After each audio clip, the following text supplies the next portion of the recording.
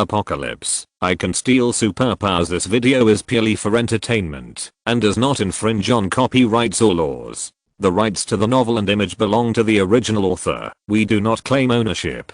Don't like waiting and want to listen to this fanfic in full now? Subscribe to our Patreon, where you'll find the best fanfics. Chapter 251. After being swallowed by the fog. Reality, past, thoughts. It seems that everything was left on the riverbank, and I was sitting in a boat and drifting to a distant place. It was like a long and beautiful dream. I didn't want to wake up, but I finally woke up. When I woke up, Kika felt very comfortable, as if I hadn't closed my eyes for 2 days and 2 nights, and then I fell asleep. When I opened my eyes, everything before became distant and blurry, and the whole person seemed to be reborn. The whole person? Kika suddenly had a strange feeling. She pondered for a long time, and then it suddenly dawned on me. I said, it turns out that I can't feel my body. I don't feel my hands. I don't feel my feet. I don't even feel my heart beating. I don't breathe.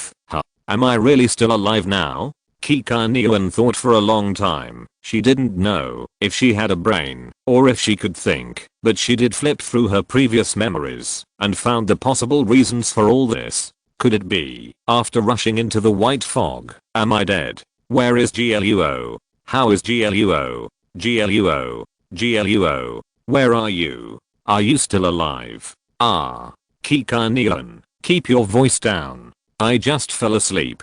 GLUO felt a severe headache, as if he hadn't slept for 2 days and 2 nights. As a result, he just lay down to sleep for a while and was woken up by someone loudly. The uncomfortable feeling made him want to kill himself for cultivating immortals without sleeping. Hey? GLUO, are you okay? Nonsense. Of course I'm fine. GLUO rubbed his head with one hand and supported himself with the other hand to sit up. He looked around, blinked, and suddenly froze. In the field of vision, the bright sunshine was hanging on the riverbank. A clear stream meandered by. Green grass was spread on both sides. The warm wind blew, and the breath of spring made people sleepy. In the distance, high-rise buildings in the city were lined up one after another, and trams passed by quickly on the viaduct. Closer, children who were leaving school were walking together. Several middle school students in school uniforms were arguing. One of them yelled a few words and rode away on his bicycle. Kika, where is this? How should I know? I was just asking you. Wait, are you really GLUO? Nonsense. Of course I'm GLUO. Kika and you. GLUO was about to criticize Kika for not even recognizing himself, but when he looked at the source of Kika voice, he was stunned. Degrees, Kika, how did you turn into a pendant? Nonsense. I was just about to ask you. How did you turn into a flat-chested lolly? GLUO finally discovered his abnormality after being reminded by Kika. He jumped up from the ground in fear and rushed to the river like crazy. Fuck. What's going on? In the clear river, a beautiful and lovely girl was reflected. She looked about 12 or 13 years old, with black satin-like hair cascading down her back, big eyes like flawless black pearls, lips flashing light pink, and with the girl's gnashing expression, revealing neat white teeth like shells. Oh my god. GLUO stretched out his hand to compare, and found that he was only about 1.46 meters tall, with thin arms and legs, and a slightly developed chest. Although it was not flat, it was also very regrettable. GLUO, calm down. You are still a person, and you are a super cute lolita. I guess you will never lack lollipops in this life. Kika voice sounded frustrated and teasing. GLUO lifted her from his chest and wanted to complain about her, but he didn't say anything to hit her. At this time, Kika had turned into a purple gem pendant, and the star-like fire flickered and flowed in the pendant, as if indicating that a soul was living in it. Speaking of which, even if I traveled through time and space, I should have some memories of my previous life, right? Where is my home? Are my parents alive? Do I have any friends? Why don't I have any information? GLUO looked at his reflection in the river and couldn't help but hesitate. He was wearing a black casual suit with a black windbreaker on the outside. The strange thing was that the windbreaker not only had no pockets, but also no buttons or zippers. It could only be worn with the chest open. This outfit looked weird, no matter how you looked at it. My clothes are too weird, and I don't have a penny. GLUO searched his whole body. Not only did he not have half a penny, but he didn't even have a pocket. This was really amazing, and GLUO wanted to cry. Oh, that's right, your clothes. Wait, I seem to have seen them somewhere. Kika Neon, who turned into a strange pendant, seemed to be talking like a lunatic. GLUO listened for a long time, but didn't understand what she was saying, but it sounded like Kika Neon seemed to have some clues about the current situation. Kika Neon, what have you thought of? Do you have any clues? Well, it's just a guess now. But, GLUO, have you heard of Shakugan no Shana? Shakugan no Shana? No, is she a famous person? GLUO recalled, and found that he had no reaction to the name Shakugan no Shana, unlike the feeling of hearing his own name. Well, it can be considered a person's name, but it's the name of an anime. Anime? I work part-time in my free time, and I don't watch anime movies much, so I don't understand. But, you mean, the place we are in is in an anime? GLUO didn't disbelieve Kika Neon, but he felt that this experience was a bit too bizarre. In his memory, he followed Jiang and Yu's instructions and ran to an orphanage in the suburbs to save Sukinghan. As a result, he entered an abandoned house. He didn't see half a person, but he was sure to hear the singing all around. Then, the white fog was everywhere, and he was following Kika Neon to run outside, but he was swallowed by the white fog and lost consciousness. Kika Neon, you said that there is a wild soul in the orphanage. Are wild souls so powerful? Do they have this ability? I don't know.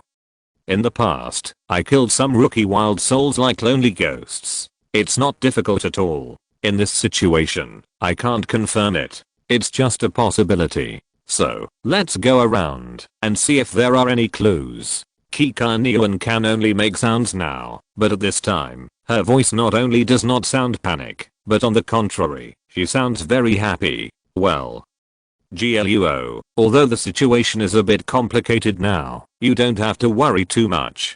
After all, your qualifications are here. There must be a lot of uncles and otakus who want to give you money. It just depends on whether you want it or not. Kika Neon. GLUO just remembered something, but he forgot it all when Kika Neon interrupted him. He rubbed his aching head and spoke with gritted teeth. Can't you just say something a normal person would say? Oh, what do you want to hear? Sharing joys and sorrows? I don't need to eat, drink, or sleep right now. You're the only one who's suffering. I'm fine. Chapter 252. Integration. Hiss ha. GLUO was so angry that he took a deep breath. He was silent for a few seconds, took the pendant-shaped Kika Neon off his neck, and then swung it wildly. Woo woo woo. GLUO, what are you doing? I'm Cheyenne Rangji Huo Lastal. I'm the real demon god of the red world. What you are swinging is the artifact Cutus that shows my will. It is a divine artifact. So, great Cheyenne Rangji Huo Kika Neon, do you understand your mistake? GLUO stopped swinging, looking at the sparkling sparks in the pendant, with an extremely kind smile on his face. Well, I was wrong. We are on the same boat now. I promise to be as good as a baby. I'm looking forward to your performance. GLUO finally got his revenge. He put the pendant back on his neck with satisfaction, then climbed up the ramp from the riverbank and walked towards the bustling city center. Let's go to crowded places first. It's best to find a day-paid job. At least we can solve the problem of eating. Oh, what an ordinary choice. I thought you would go to the women's room first. Kika Neon, you really need a beating. No, you misunderstood. What I mean is, you should first confirm whether you are a transvestite. This is more important. Haha, now that you mention it, I also remembered that, since you said this pendant is a magic weapon, should I hit it with an 80-pound hammer to test the goods?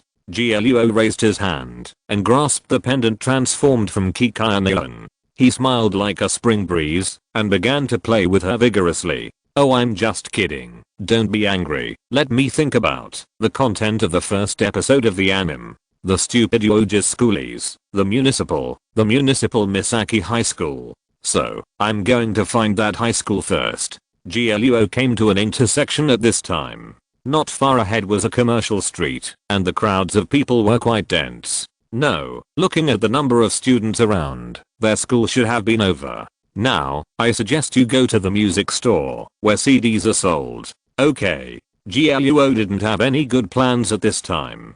He walked and surveyed the surroundings, and he was sure that he was in a city in the island country. Along the way, GLUO gradually discovered that his physical ability was extremely strong, and it could even be said that he was far superior to normal humans. She looked like a cute little girl of 12 or 13 years old, but when GLUO was bored, he pinched the iron pipe of the sign, and deep 5-finger marks appeared like kneading dough. Kika Neon, am I inflated? I feel so strong now. GLUO found an empty alley, jumped up, and actually jumped directly onto the roof more than 10 meters high. He clenched his fist and punched the wall. He didn't feel any pain in his hand bones, but a deep hole had been punched into the wall. Well, do you want to try robbing a bank? Kika Neon, if it's my illusion, I apologize to you. Are you always messing with me? GLUO felt that Kika Neon was unexpectedly excited. Yes, that's the word, excited. Not only was she not worried about GLUO and her own situation, but she was having a great time. It was just like she thought she was playing a role-playing game. Haha. How is that possible? You're overthinking it. GLUO, look, the music store is right over there. Go and stake out some space. I hope so. GLUO listened to Kika Neon's guilty voice, but he didn't continue to pull her tail. He jumped directly from the rooftop across 2 blocks, found an empty corner and jumped down, then sneaked into the music store. Oh, Kika Neon, there are so many games here. Devil May Cry 6, Nia 4, Onimusha 5 for the console platform, and Dragon Quest 21 and Pokemon Pluto for NDS. It's so cool. They're all not available in the real world. HMM. GLUO, didn't you say that you work part-time during your break time and don't watch anime and movies? If I have time, I'll play games. HMM. You still have money to buy consoles and games? What do you do for extra income? You make a lot. No, I borrowed it. I borrowed games to play. GLUO felt that there was a crack in his character. He tried to fix it, but listening to Kika Neon's evil laughter, it was obvious that his character in her heart had completely collapsed. You like to play games, which is not a problem, but you don't even have money to eat now, let alone buy games. Hey, Kika Neon, this is not the real world anyway, and I'm so strong. Why don't we? You don't have the courage to rob a bank, but you have the courage to rob a video store. You can do it, you're strong. Stealing other people's games to play, is this better or worse than playing pirated games? Haha, I'm just kidding. I'll find a place to work later and save money to buy it. GLUO reluctantly put the game back and suppressed all the evil thoughts in his heart. As a righteous, brave and never cute lolly, he must not fall. Well, I think so too. After all, the beautiful girl not far away is looking at you. GLUO never expected that someone was staring at him at this time. GLUO thought that his evil thoughts were discovered. He turned his head hurriedly and found that the girl who was looking at him was really cute. The girl looked about 15 or 16 years old, wearing a navy blue high school uniform, with long hair draped over her shoulders and a small braid on each side.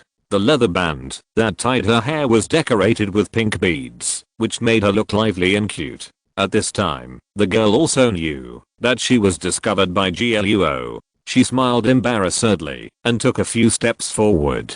Hello, my name is Yui Hire, or you can call me Yukari Hire. My name is GLUO, hello.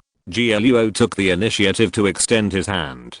Ping Yuan was stunned for a moment, then immediately changed his hand from the school bag in his right hand to the other hand and shook hands with GLUO. I'm sorry, I seem to have recognized the wrong person. I look like someone you know? GLUO thought he had met a friend from his previous life, and he was very excited. As long as he found an acquaintance from the past, he wouldn't have to worry about food, drink, and shelter. No, you look like a legendary person. Zidian Zha. I'm sorry, I don't know such a person. GLUO whispered it several times, but he didn't feel anything special. By the way, can anyone really make a name out of these 4 weird words? Sorry to bother you, my classmate is here, I'll go over first. Ping Yuan leaned over to apologize to GLUO, pointed to a young man who had just entered the door, turned around and walked towards him. Chapter 253, World Line Changes. Our Sake-kun didn't quite come with you today. He went to cram school today. What's wrong? No, because you guys are always together. Hirayanishi was communicating with his classmates very naturally, so GLUO stopped staring at him. He felt that he was a bit conspicuous, so he found a corner where no one was. Hey, Kika-neon, have you heard of Zidenzana? Ha. Not only have I heard of them, I've also seen them. Hirayukari, Sakeuoji, Yoshida Kazumi, and Shana. At this time, Kika-neon's voice sounded a little heavy. GLUO was not a fool, so he naturally understood the meaning. Are we really in an anime? Probably. Time travel is definitely impossible. Compared to reincarnation, I believe that we are in an illusion created by a particularly powerful wild soul. What should we do next? Explore the secrets and anomalies of this world? No, later, Hirayanishi and Sakeuoji will leave together. Following them, the plot should be triggered. Right now we know too little about everything. It is in our best interest to let the plot follow the original script. Okay. Although GLUO doesn't watch much anime and movies, he will read novels in his spare time. The current situation should be regarded as a standard plot of Wuxianwen and Xuxianwen. The key is not to touch the original plot development and to reap the greatest benefits. Infinite time stopped beating. Humans burned silently. No one noticed this. The world was distorted, surrounded by the flame of the red world. At this time, Kika-neon suddenly spoke in a deep voice like a hymn. GLUO listened silently without saying a word and left the video store first. Kika-neon, the name of my body is Zidenzana, right? Zidenzana is the name of your weapon. You didn't have a name in the past, and Sakeuoji gave you a name, Shana. So, he is the male protagonist and I'm the female protagonist. GLUO stood on the roof, looking at Sakeuoji next to Hirayuyu, with a strange expression on his face. There is nothing wrong with men controlling Lalita, but if a man becomes a Lalita and meets a Lalita control person, he really wants to beat him to death. It's like this, he is a sassy, you are freeloader, all kinds of things happened, all kinds of things, but don't worry, there is number 18x plot.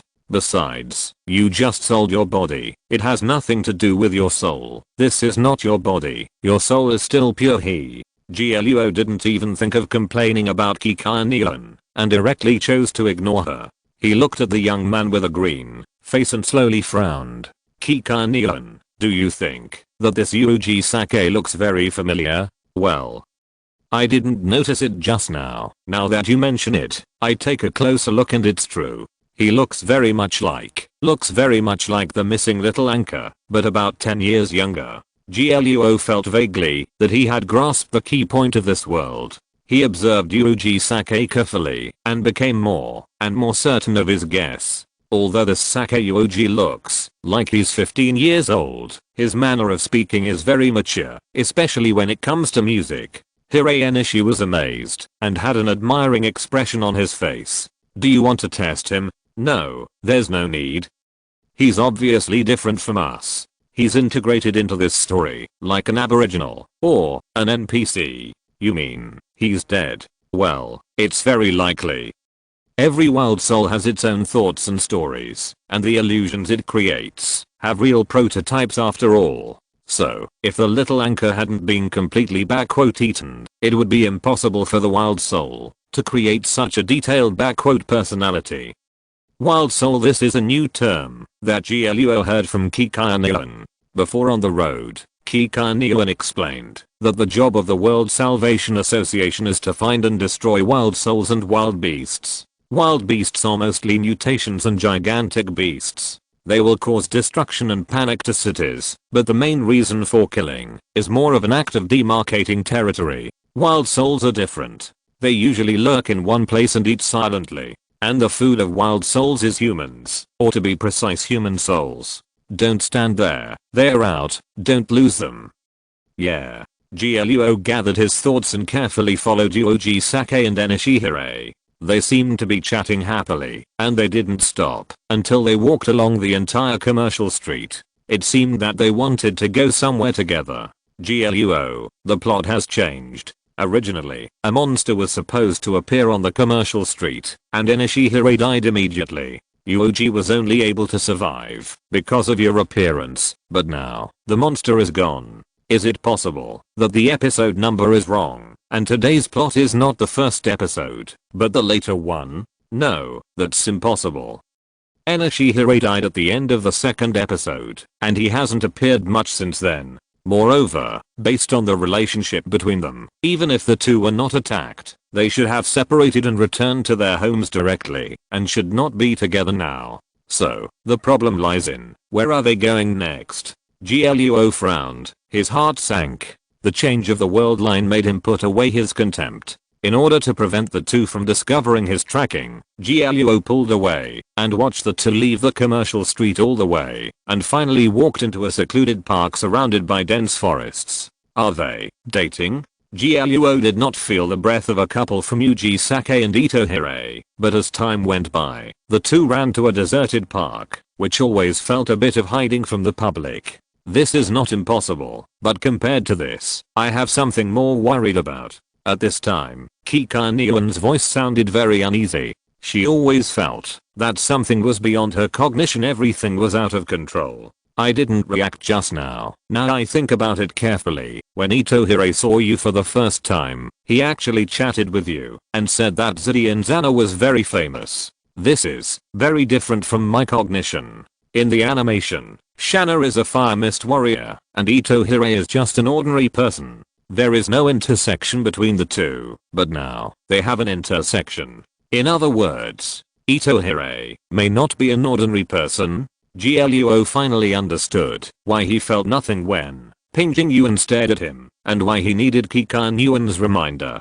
Chapter 254, A Pot of Porridge. Before, GLUO thought that it was just his carelessness, but now it seems that Ping Jingyuan is not an ordinary person at all. She may even have noticed GLUO's tracking and deliberately brought Sakeyuji here. We must find her immediately. GLUO no longer cares about hiding his whereabouts. He now just wants to find Ping Jingyuan in person, to ask her everything she knows, regardless of friend or foe. However, at the moment, when GLUO made up his mind, a soul-shaking wave suddenly spread in the silent park. It's the source of power. GLUO felt the familiar wave, stunned in disbelief, and his pupils suddenly opened to the maximum. Obviously, their guess was right. Ping Jingyuan is not an ordinary person. She is an evolver, and now, she is fighting. GLUO can be sure that Ping Jingyuan, she is an evolver. She found a secluded place, obviously for fighting. Could it be that Sakeyuji is like Ping Jingyuan? He is also an evolver. Ping Jingyuan deliberately brought him here to kill him secretly? What should we do now? GLUO, what are you going to do? No matter what, we must figure out the situation. But before we can distinguish between friends and foes, we must not get involved in the battle. GLUO took a deep breath, and his thoughts gradually became clear. Although he had no memory of his previous life, but considering everything he knew, GLUO's thoughts were clear. Since you plan to fight, take your weapon out of the bamboo hat, Zidianzana, flame sword. I'll try. GLUO thought his attempt would fail, but everything was very simple, as if the action of drawing thousands of times had penetrated into his bones. He just stretched out his hand and naturally took out the weapon from the black bamboo hat. At that moment, the red flames lingered and surged around GLUO. At the end of the intersection of the flames, a long-bladed sword condensed in her hand. GLUO flicked the blade lightly, and the flames separated in front of his eyes like a curtain. At this time, GLUO's hair and pupils had turned red like burning flames. His hair was flying, and his pupils were burning like flames. The Slayer with flaming hair and scorching eyes. So, this is the evolver of the Three Blue Steel Order. GLUO was curiously experiencing the feeling of the source power being released. He looked like a blazing flame all over his body, but this was actually the external manifestation of his source power. As long as he wanted, the flames manifested by the source power could be completely cold or burn everything. The surging power flowed through GLUO's body. He felt stronger than ever before, and even had the illusion of being omnipotent. GLUO stepped forward, passing by everything around him like an arrow from a bow, and stood on the edge of the battlefield in a few breaths. The battlefield chosen by Ping Jingyuan was an abandoned shrine. The old statues were already cracked and mottled, and the tall cherry trees were broken in half. Green flames were burning on the cherry branches, and thick smoke was billowing. What is this? Are you kidding? GLUO and Kikaniuan stood at the edge of a battlefield, and could hardly believe that the scene they saw was real. At this moment, a huge, four-hoofed ferocious demon with a pair of hateful wings was wreaking havoc on the battlefield. Ping Jingyuan held a huge axe made of ice, and dodged the attacks of the abyss demon. She was injured and used all her strength every time she chopped, but the demon holding the two-headed spear easily dealt with it, and the occasional wounds healed in an instant. Is this the abyss demon?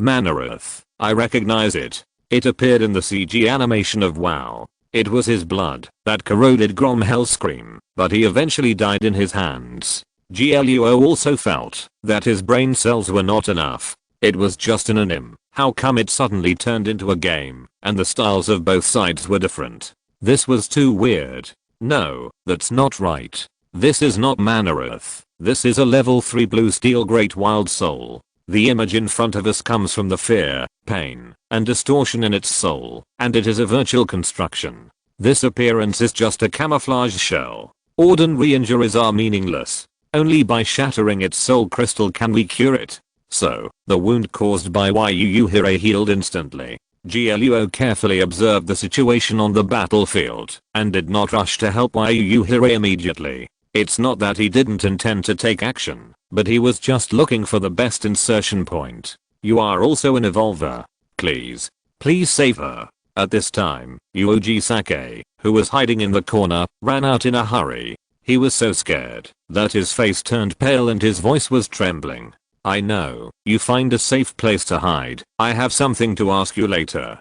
GLUO didn't waste time talking to Yuji Sake. He was ready to take action. Manareth's attack was too fierce, and Yuhire couldn't bear it. Foolish evolver, how dare you refuse the gift of my lord. Manareth raised the double-headed spear in his hand, and green flames burned fiercely at the tip of the spear. He pointed forward, and a starburst of flames flew out. Ping Jingyuan turned over and tried to dodge, but it was too late. Boom. The evil flame transformed by the source power was scorching and brutal. The explosion occurred 3 meters to the side of Ping Jingyuan, but the girl who turned around was still blown away. She fell heavily several meters away and wanted to get up, but she couldn't do it because of the dizziness in her head.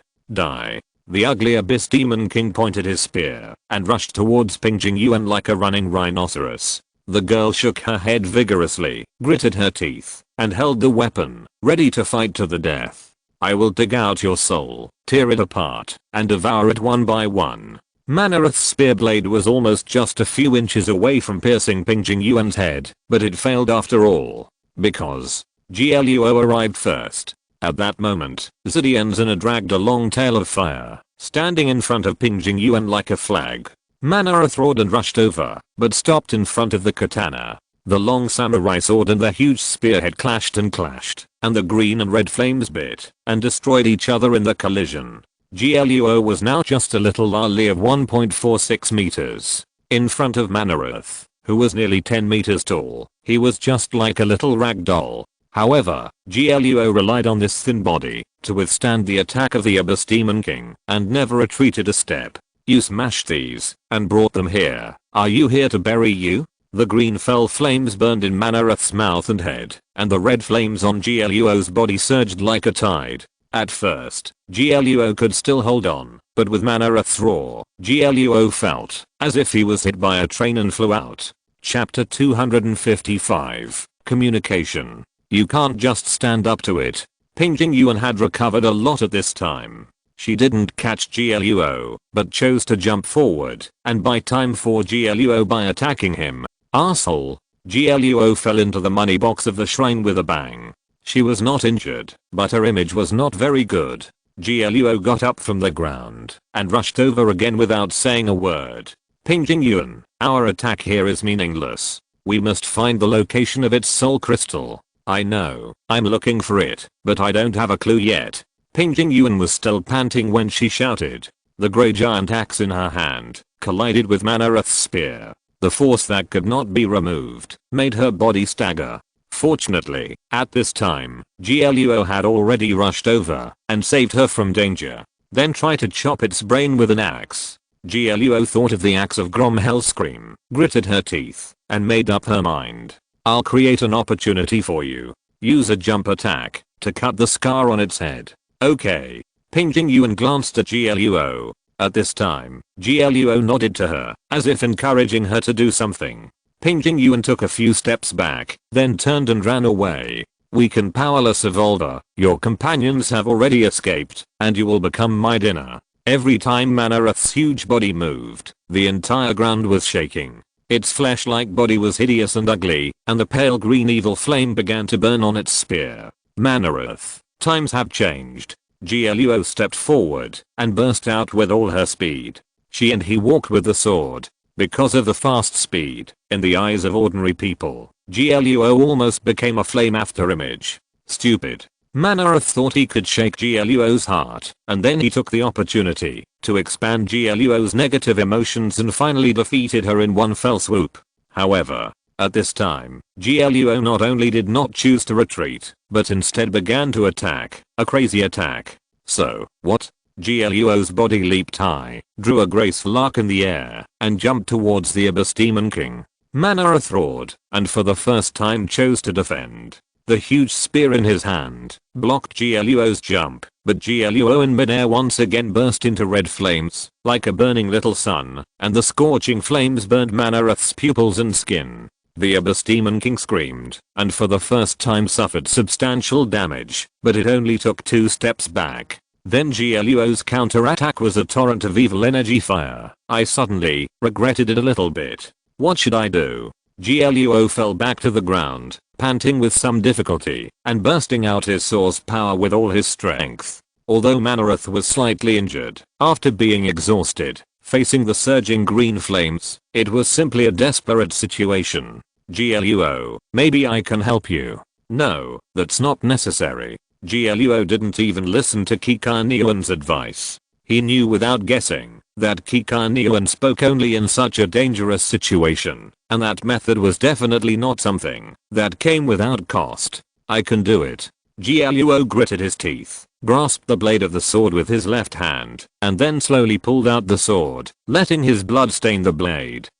GLUO suddenly raised Zidianzana above his head and stuffed all the available source power into it, and her bright red blood also burned completely at this moment. Red Lotus Otachi. Red flames gushed out from the blade like a spring, and the flames condensed into a huge sword shape, and as GLUO chopped down, it moved forward unstoppably. Boom. Amidst the violent roar, dazzling flames burst out, and the entire soul realm seemed to be shaking. The ancient shrine was razed to the ground in an instant. Everyone's senses temporarily lost their function, silently waiting for the end to come. After GLUO's full strength attack, he fell down without Manareth's attack. He watched the huge figure in the fire fall to the ground, but soon stood up staggeringly. In the end, you are still a loser. Manareth was burned all over, but he was still alive. His right arm was almost burned, but he didn't care. The hideous demon picked up the spear with his left hand and gathered a huge force again.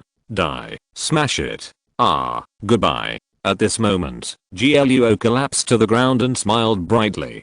Because she is here. After the explosion and fire, that jump slash, invincible in the world. Your expedition is over. The frail figure of Ping Jingyuan appeared from behind Manareth. The huge axe in her hand suddenly chopped down on the top of Manareth's head and wedged deeply into it. No. Manareth let out a desperate roar, and the green light of the broken soul flew everywhere. Its bloated body was shaky and finally fell to the ground with a bang. Finally, it's over. GLUO supported the ground with the katana in his hand, feeling that his strength was exhausted. Although it was a power that did not belong to him, GLUO was now at least a 3 blue steel level evolver. Not only was his source power very good, but he could also use this katana to transform it into a substantial burning flame. But it was only with his level, together with Ping Jingyuan, that they barely defeated Manareth. And this terrifying existence, in Kikian Yuan's view, was just a 3 blue steel level great wilderness soul. This was too terrifying. GLUO, congratulations. I have dealt with many crises with the minister in the past 2 years, but the strongest one was only a black iron rank wild soul. But you tried your hand with a blue steel rank great wild soul right at the beginning. As expected, you are worthy of being promoted directly to the deputy minister. I'm really honored. GLUO rested for a long time before he recovered some strength. At this time, Ping Jingyuan also came over.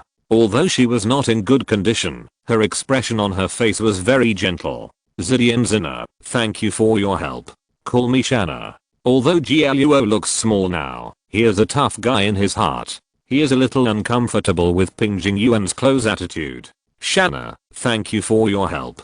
Ping Jingyuan originally stretched out his hand to shake hands with GLUO, but GLUO did not pay attention to her movements. His eyes were just looking around, so Ping Jingyuan put down his hand. If it weren't for your help, I'm afraid I wouldn't be able to avenge Sake-kun. Sakeuji. What happened to him? Although GLUO was somewhat resistant to the so-called protagonist mentioned by Kikian, the current situation was unclear, and it was not a good sign if the main character had an accident. Sake-kun, he is actually dead. His soul was devoured by the great wild soul. The reason why he can move now is because I barely managed to grab a few fragments of his soul. Chapter 256, Wild Soul Realm. You mean, Yuji Sake, there are only a few remnants left. Although GLUO didn't know much about the soul, he understood that this little anchor-turned-male protagonist was going to die. After all, GLUO had crushed Shushan King's soul. Even though she was an evolver, she completely lost consciousness and fell into a long sleep from which she could not wake up. She died a few days later. Well, I'm afraid he won't survive tonight. The expression on Ping Jingyuan's face was a little bitter, as if he was blaming himself for not being able to save him. Does he know it himself? He knows it. Ping Jingyuan didn't seem to expect GLUO to ask this question. She looked at GLUO with some doubts. She wanted to say something, but was stopped by GLUO's hand. I have something else to do. See you next time. Shanna, if you need my help, come to the Municipal Misaki High School to find me. Okay. GLUO turned his head and took a last look at Yuji Sake, who looked gloomy, and then left the place like a shadow. Kikian, what do you think? Why are you in such a hurry for me to leave? Something is not right, very wrong.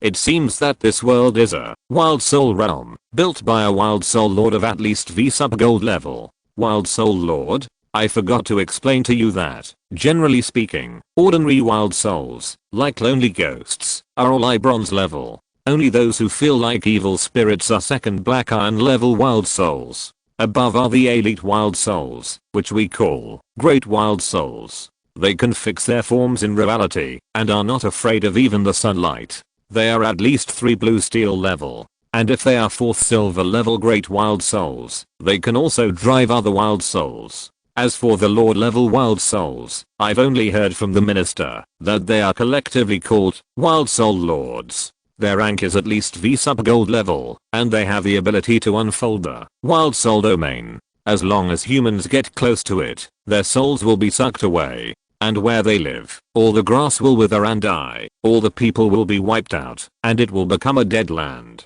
Then, what about the 6th gold level wild soul lords? GLUO is really curious about the power of the 6th gold level. Having experienced the power of crossing Yan, he is very concerned about that kind of absolute power that sweeps across everything. That kind of existence is the absolute natural enemy of all spiritual beings. I have also asked the minister the same question, and the minister told me that the 6th gold level wild soul lord cannot be seen with the naked eye. This is because the wild soul domain has become their passive ability, which is constantly unfolding and activated, hiding them in a small world, constructed by soul power. It is false in the real sense, but real in the sense of the soul.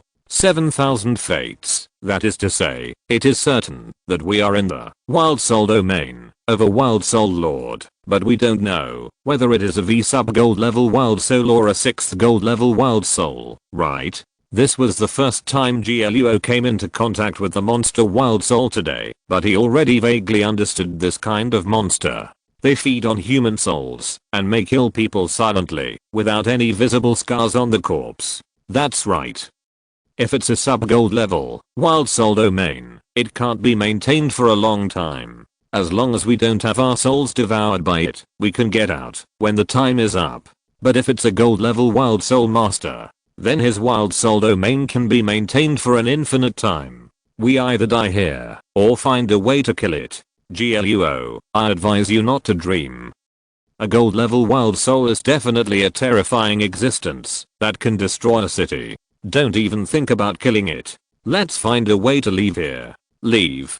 GLUO raised his head and looked at the blue sky that was no different from reality. He even sighed a little at the power of the wild soul domain. This is probably the final form of virtual games, virtual reality. In a way, this is really reality. After all, whether it was GLUO or Kikanian, their souls were pulled out of their bodies, like fish in a fishing net, and were pulled into the wild soul domain to become someone else's food.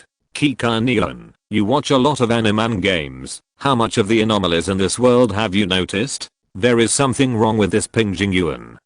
In my understanding, she is not such a powerful existence. And, don't you think she was a bit too deliberate just now? I don't know much about other things, but I can be sure of one thing, she lied. GLUO leaped a few times along the side of the building and jumped onto the roof. He walked to the edge of the low building, facing the sun, and looking into the distance. What he saw was the hustle and bustle of a city. From Zidian's and Atashana, she has changed so fast. GLUO, what are you going to do now? I want to go see that Sakeyuji. Hirayuyu said he won't survive tonight. I'm curious about how he will die. What a bad character. But, that little anchor went to explore the mouth of the Lord of the Wilderness Soul, and he died a worthy death.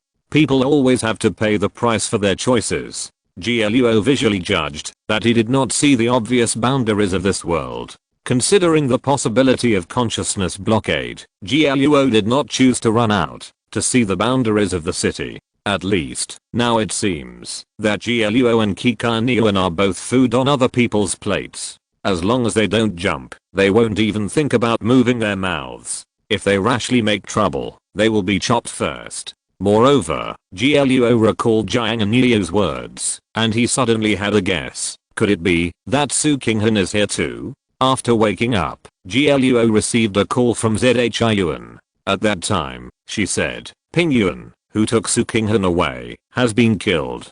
Su Qinghan is now in a very safe place, but not forever safe. Hearing this, GLUO's first question must be who killed Ping Yuan and saved Su Qinghan. But the problem is, what if the person who killed Ping Yuan did not intend to save Su Qinghan? The place where Su Qinghan is now safe, but not forever safe.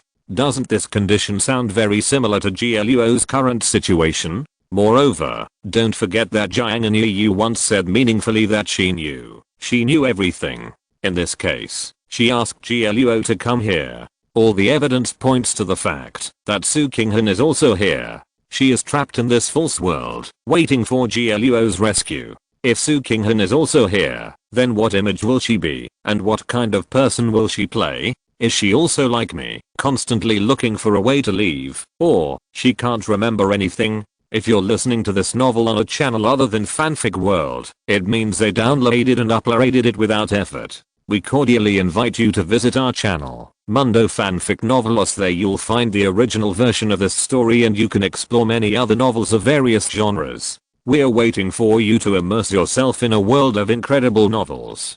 Chapter 257, Going to the Truth. All things are born with spirits. After death, the body decays in the real world, while the soul sinks into the opposite of the real world, the soul world. There, the souls of all things will gradually dissipate and decompose, and eventually return to the origin of the world. After a long period of gestation, they will condense into new souls. However, an unknown existence That is, watching from outside the sky has transformed the souls that should have been expelled from the real world into terrifying monsters. Wild souls, they feed on human souls and are more threatening than wild beasts. The high-level wild soul masters have the ability called the wild soul domain, which can create a real world of soul nature, like a huge fishing net, catching its food. Although this world is fake, it is more beautiful than I imagined. In the deep night, the lights of thousands of houses in the city were bright. GLUO stood on the steel bridge and looked at the night view in the distance. GLUO, aren't you going to stare at Yuoji Sake? Why are you still looking at the scenery here?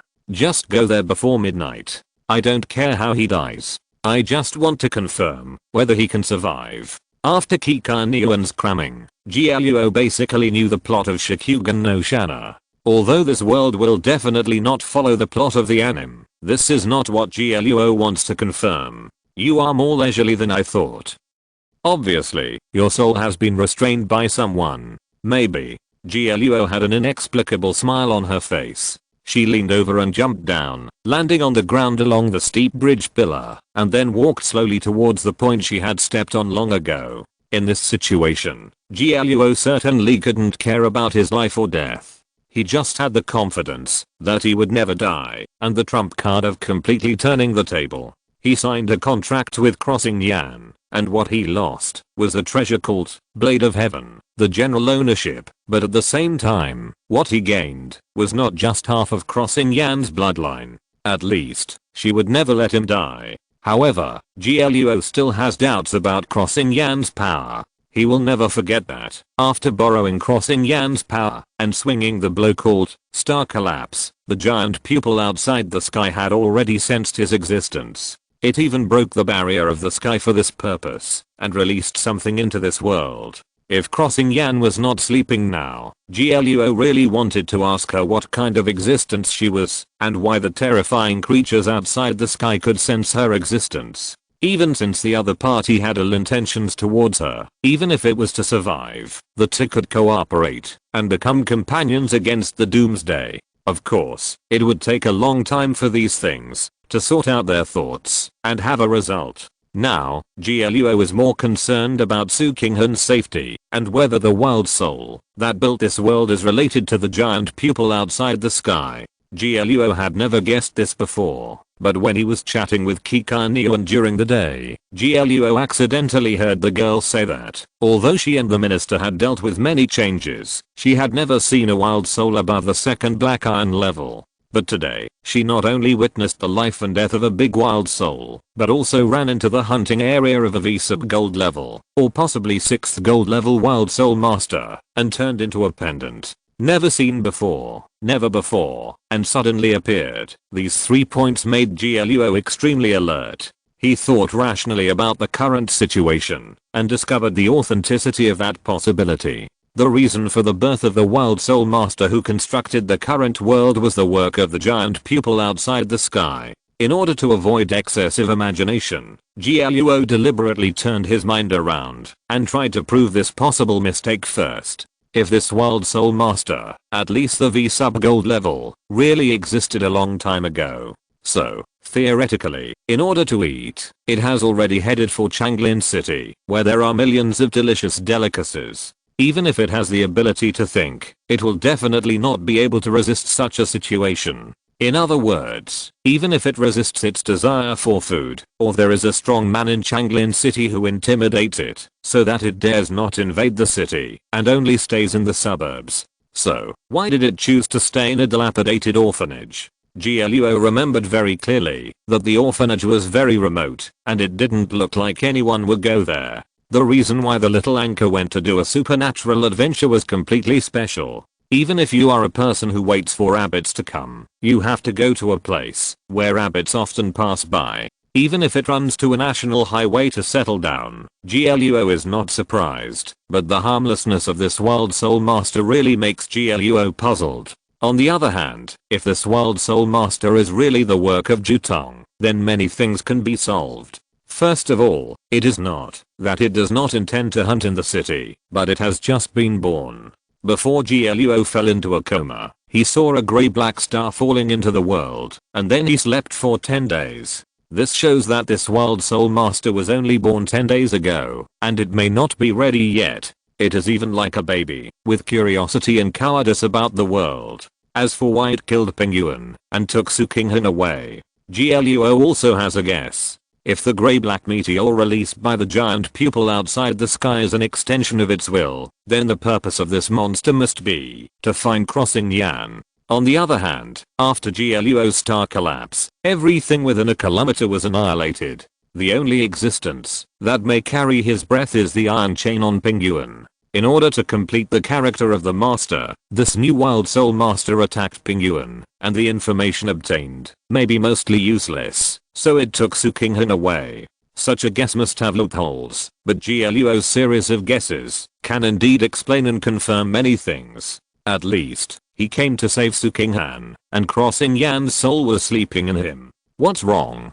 GLUO, you're not feeling right. Are you scared? No, I'm excited. GLUO certainly couldn't say those terrifying conjectures. He flew over the roofs of the buildings like a black swift, and finally stopped on a telephone pole. Oh GLUO, apart from anything else, this little anchor is quite versatile. He plays the guitar well. Playing guitar late at night is disturbing. GLUO would never admit it. He had given up. For so many years, he had put all his points into force. He had no artistic cells. Not to mention playing the guitar, he would even sing poorly. Haha, jealous GLUO, don't be jealous of a dead person. His soul is long gone, and only a few fragments are left to maintain his activities. Otherwise, why would he be so stupid? Chapter 258, Loose Wedge. Nonsense. He's a dead man, how could I be jealous of him? GLUO was about to make an excuse, but as he was speaking, he suddenly stopped. What's wrong, GLUO? What did you find? Kika Neon, can the wild souls you have seen leave any residue when eating human souls? Of course not. Low-level wild souls are not capable of devouring the souls of living people. They have to kill people first, and then eat the souls. They usually eat very cleanly, and they can't wait to lick the plate. The minister said that the wild souls that can directly strip the souls of living people are at least great wild souls. But even if they can do it, they usually don't do it because it's troublesome. Isn't it easier to just kill them and eat them raw? As for the wild soul master, you also felt it. He can pull people's souls into the wild soul realm, just like buying fish and raising them in a pond. You can eat them whenever you want. And I feel that the reason they let us live is for taste. Taste? It's what you said before. When people are in extreme emotions such as fear, pain, and regret, their souls will become particularly active. This looks particularly delicious to the wild souls, as if they were seasoned. What condiments? I'm talking about caviar, the delicious and precious kind, the favorite of the wild souls. That means that the wild souls will like souls with extreme emotional fluctuations very much. Once they eat them, they will not leave any. Even the great wild souls are no exception, right? GLUO thought about every detail before, and felt more and more the weirdness of their previous experience. Even, this world built according to Shikugan no Shana would actually have such a thing as the Abyss Demon King. It was also very strange. That's true. GLUO, you mean Yuoji Sake can still move? Is it all deliberately set? Of course, aren't we in the game? The owner of this field wants to build a shocking drama and give us a surprise. It's a pity that its directing ability is a bit poor. GLUO's face was no longer smiling. He looked at Yuoji Sake in the room, watching him put down his guitar, full head first on the bed, slowly fall asleep, and his breathing gradually became weak. He was about to die. So that's how it is.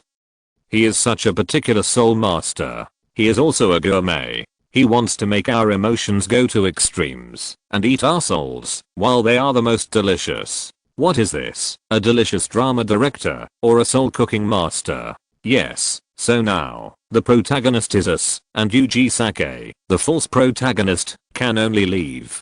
GLUO did not deliberately sense Yuji Sake's situation, but his current body is an evolver of the 3 blue steel stage. At such a short distance, he can clearly feel Yuji Sake's death. GLUO, it is dead.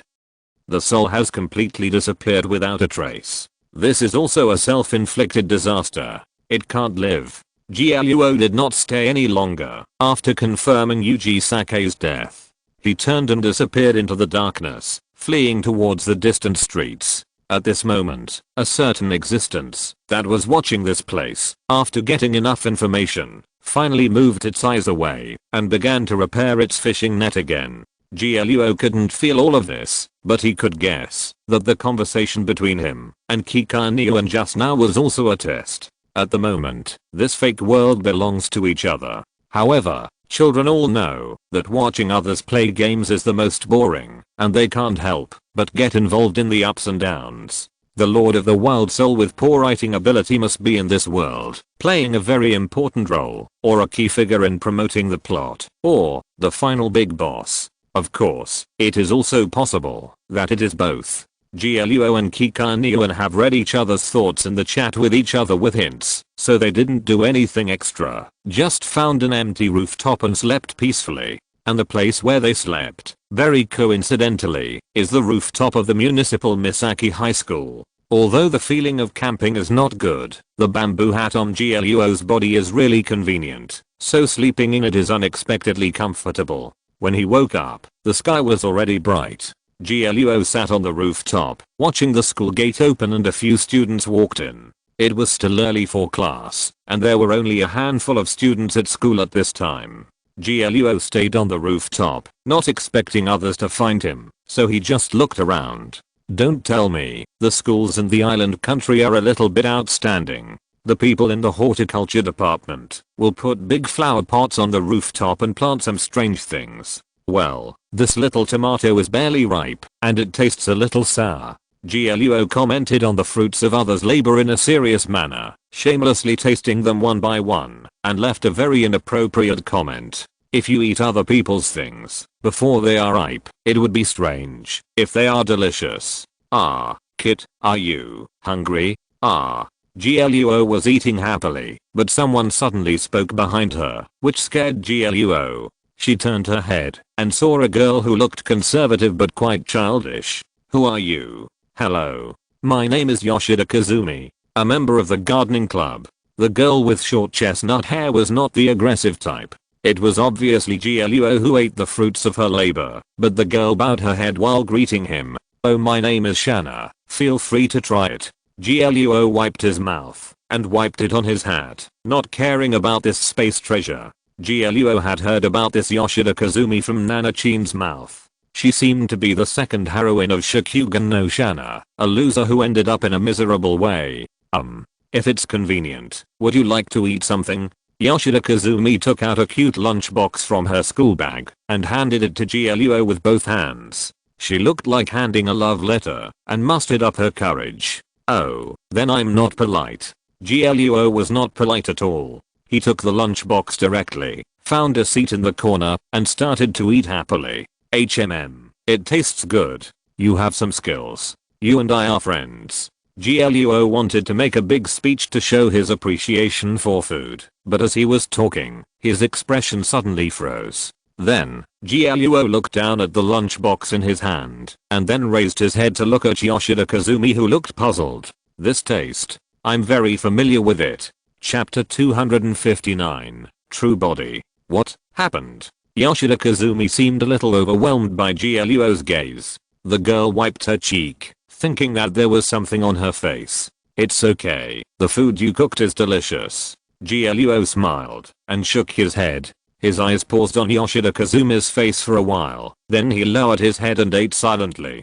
Compared with the previous playfulness, GLUO became silent at this time. Although Yoshida Kazumi brought up the topic several times, the topic was not extended after all. It's not that GLUO ignored her, but GLUO spoke very little, and there was no smile on his face. In this silent atmosphere, GLUO finished his meal. He returned the empty lunchbox to the girl, and then left silently. What's wrong, GLUO? You're not in a good mood. It's okay, I'm just feeling a little down. Although GLUO avoided the gazes of other students, she did not choose to leave, but sat at the highest point on the roof, overlooking the entire campus. Swords and wine are tasteless. Who do I drink for? You bid me farewell, you bid me farewell. Gluo hummed the song softly, and her short figure sat in a corner where no one noticed, like a lonely bystander. In fact, it was exactly like this. What happened to Gluo? Even Kikaniwan didn't know. She even tried to ask indirectly, but didn't get any information.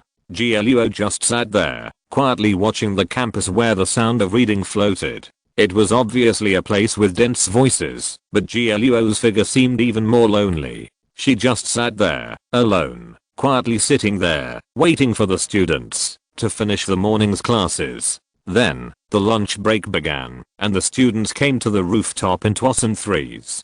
Gluo hid her figure and watched the students' daily laughter. Hirei Nishi and Yoshida Kazumi were also on the rooftop. The two girls seemed to be very good friends and they were chatting happily with each other. The death of Sakayuoji did not affect them at all. The two girls finished their lunch while laughing and chatting, packed up their things, and went to class again. Gluo still had no intention of leaving. He sat in the corner of the rooftop, as quiet as if he was asleep. Time passed slowly, the sun gradually slanted, the day's classes came to an end, and the students left the campus like a tide. The soft light of the setting sun sprinkled on the empty campus. Gluo reached out and took off the necklace from his neck, letting Kikaniwan leave him for the first time. Hey, Gluo, what do you want to do? Take me with you. I don't have legs, I can't run away. It's okay, you wait here for me for a while, just a while. Gluo's fingers tapped twice on the outer shell of the necklace, then put it on the ground. After waiting for a whole day, he finally stood up. Okay, then hurry up. I'm afraid of the dark. Well, very soon. Gluo did not expose Kikaniwan's lies. He just walked down the rooftop alone, walked through the empty corridor, and finally stopped in front of a classroom with an open door. How do you know I'm waiting for you? Pingjingyuan sat quietly in front of the window, looking out the window, looking like a melancholy girl. However, when Gluo approached quietly, the girl noticed his movements at the first time, but did not react. On the rooftop, you looked at me so many times. If I don't know what's good for me, I'm afraid I'll die. Gluo walked into the classroom calmly. He glanced at the names of the students on duty on the blackboard, and did not see Pingjingyuan's name. It's not a matter of death. Before confirming your relationship with Sukinghan, I don't plan to kill you directly. Although Pingjingyuan was talking about killing, the expression on her face was very indifferent. She turned her eyes to Gluo, and Gluo also looked at her for a moment, but did not retreat. Who are you? Who am I? I'm a dead persona person who has been dead for a long time. Pingjingyuan narrowed his eyes and hummed a very old nursery rhyme softly, looking in a good mood. I used a little trick to get some information about you from Sukinghan. I'm actually quite curious about you. What do you want to know? Gluo naturally heard what Pingjingyuan meant. She could tell him her identity, and she didn't care about it, but in exchange for information, she also had to know something. Like, who are you? Pingjingyuan's eyes suddenly became sharp. She stared at Gluo's face, as if trying to force him to reveal his flaws. However, Gluo's expression remained indifferent. He picked up the chalk on the podium and wrote the two words Gluo on the blackboard. My name is Gluo. I awakened and became an evolver 10 years ago. I don't belong to any organization, only to myself. I approach Sukinghan without any ill intentions. Hey, you really don't understand romance. You can't even let the lady hide her identity. Pingjingyuan knew the reason why Gluo introduced himself in this way was that he also wanted to know information of equal value. It was nothing more than the initial question. My name is Jiangyuan. I used to live in the same orphanage as Sukinghan. Later, we had the same mother. Pingjingyuan, or Jiangyuan, stared at Gluo with a very evil look. As she expected, when he heard her name, the expression on Gluo's face changed instantly. You are Jiangyuan? Didn't you die a long time ago? Gluo really couldn't believe that someone who had been dead for several years still retained the ability to think and reason. Although she became the lord of the wilderness soul, Gluo could see that she had no ill will towards Sukinghan. Of course I died a long time ago. Jiangyuan suddenly reached into the desk and took out a black arrow. GLUO immediately recognized this holy relic. Its name was the accuracy of regret. Zootin used it to make the winter poem in Sukinghan's body run wild. The accuracy of regret? Oh. You know, that's right, it's the accuracy of regret. Jiang Yuan's finger slid across the sharp edge of the arrow, and a look of nostalgia, sadness, and pain appeared on her face. She put down the arrow and shook her head silently. Back then, our adoptive mother Li Ziran was about to die. In order to preserve her last glimmer of life, she decided to use the winter poetry to completely freeze herself. The intention was to seal her life breath and freeze her life state. At that time, the one who was most adaptable to the winter poetry was Sukinghan. That kind of adaptability can be said to be born for this. But I think that Sukinghan, such a smart and lovely person, should have a better future. So, I took the initiative to apply and became the first to qualify for the winter poetry. At the moment, when the winter poetry was completely liberated, I felt a gap between myself and Sukinghan. I lost myself in the first instant, and died in that complete outbreak of frost. Chapter 260, because of regret and attachment. And this black arrow, named the Arrow of Regret, is actually a holy relic transformed from the unwillingness, resentment, and pain I felt before my death. Jiang Yuan did not show any resentment when talking about the past, but looking at the holy relic arrow in her hand, it was obvious that she was not as calm as she is now. For other people, the mark of regret is just an arrow that brings mental pain. But for Sukinghan, the qualified person of winter poetry, it will become a poisonous sting that penetrates deep into the bone and causes fatal injuries. Tang Zijian anticipated this, so he deliberately forced and calculated to let Sukinghan get winter poetry, and had to use it to become the qualified person of winter poetry, and then, the mark of regret pierced her chest, and winter poetry went berserk. All of Tang Zijian's plans were successful. Sukinghan, with the mark of regret inserted in her chest and completely frozen by the solid ice of winter poetry, should have been sleeping in the ice forever, unable to be unsealed, unable to die, and unable to move.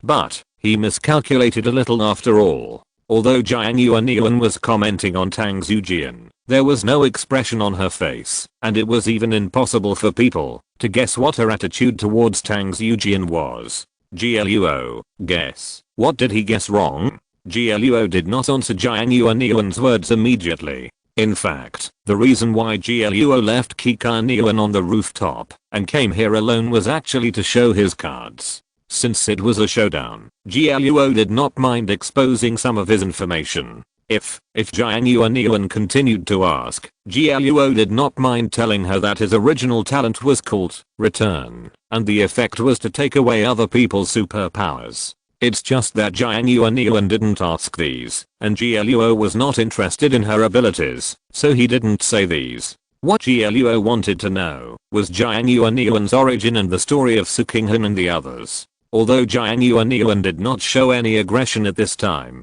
GLUO would not forget that the girl in front of him was a veritable wild soul master. Her power was at least at the V sub gold level. This soul illusion, that was no different from reality, was created by her wild soul domain. Since the other party was such an existence, GLUO did not think of deceiving the other party, because it was not only meaningless, but also made him look stupid. I guess that Tang Zijian didn't expect that in his consciousness, the unbreakable ice is not unbreakable. In other words, even the most solid seal in this world is vulnerable to the power outside the world. Beautiful. Perfect guess. Jiang Yuan seemed to appreciate GLUO's guess, but both of them knew the truth. It was just that GLUO did not try to conceal or deceive, and directly gave the most straightforward answer. GLUO, you are right. Tang Zijian never dreamed that it would be such a coincidence that a force from outside the world descended into this world and was attracted by the negative emotions of the quasi-regret. That grey-black star fell to the ground and gave birth to a new being. I, who had been dead for many years, was reborn under that absolute power and will, and became an immortal and indestructible wild soul, a wild soul of the 6th gold level. That little girl named Kikaniuan seemed to call me the Lord of the Wild Soul. I actually don't like this title. I think you can call me the Domain Wild Soul according to our internal hierarchy. It means the Lord of a region and the general who commands one side. Jiang Yuanyuan had obviously realized that Gluo was the target she was looking for, but she did not act immediately. Instead, she communicated with Gluo about the title of the wild soul. The 6th gold level wild soul, if placed in the human world, is the top of the human world. In addition to the 8 kings, the 9th new king who surpasses everything. 6th gold level. What does it feel like? Although Gluo was a little bit strong, the expression on his face was still not very good. Even though Gluo had made the worst plan, he still didn't expect that things would be so coincidental. Or rather, all of this was destined. The relic of the regret of the past was filled with Jiang Yuanyuan's resentment and unwillingness. This was completely the best embryo of the wild soul, and the power outside the world was obviously just power. 6th gold level. To put it in a cliched way, I feel that I can do anything. Haha, of course, this is impossible. In my wild soul realm, I can be said to be omnipotent, but this is a fictional soul world. In the real world, I'm the mortal enemy of living beings. Jiang Yuanyuan seemed to see Gluo's worry. She snapped her right finger, as if the sky and the earth were changing. Gluo and the scenery around her were still changing rapidly. In the blink of an eye, the empty classroom at dusk turned into an endless seaside. Gluo, this world is rejecting my creator. If it sends down a wild soul with consciousness, it will be attacked by the laws of the world. In the future, perhaps the creator can find a solution, but now, my creator can only put its pure power into this world, let its twisted power select suitable souls, create an extension of his will, a servant with a mission, or an apostle. So, you are its first apostle? Gluo now got the expected answer. All of this is indeed related to him, and crossing Yan's power. Well, yes, I'm the first apostle. Before me, the creator actually had another attempt, but it seems to have failed. I'm its first successful test subject, but I will never be the last. Jiang Yuanyuan sat on the beach, looking at the surging waves, her face showing a nostalgic look. Although she was full of resentment before her death, now that she has really transformed into a wild soul, the situation has become weird. What is the mission assigned to you by your creator? Find a being named Crossing Yan, and do my best to kill her. If I can't kill her, leave a beacon on her. Jiang Yuanyuan blinked at Gluo meaningfully. Her target was right in front of her, but she had no intention of taking action. Why does it want to kill Crossing Yan? Because she is carrying something, a divine weapon that once hurt the creator.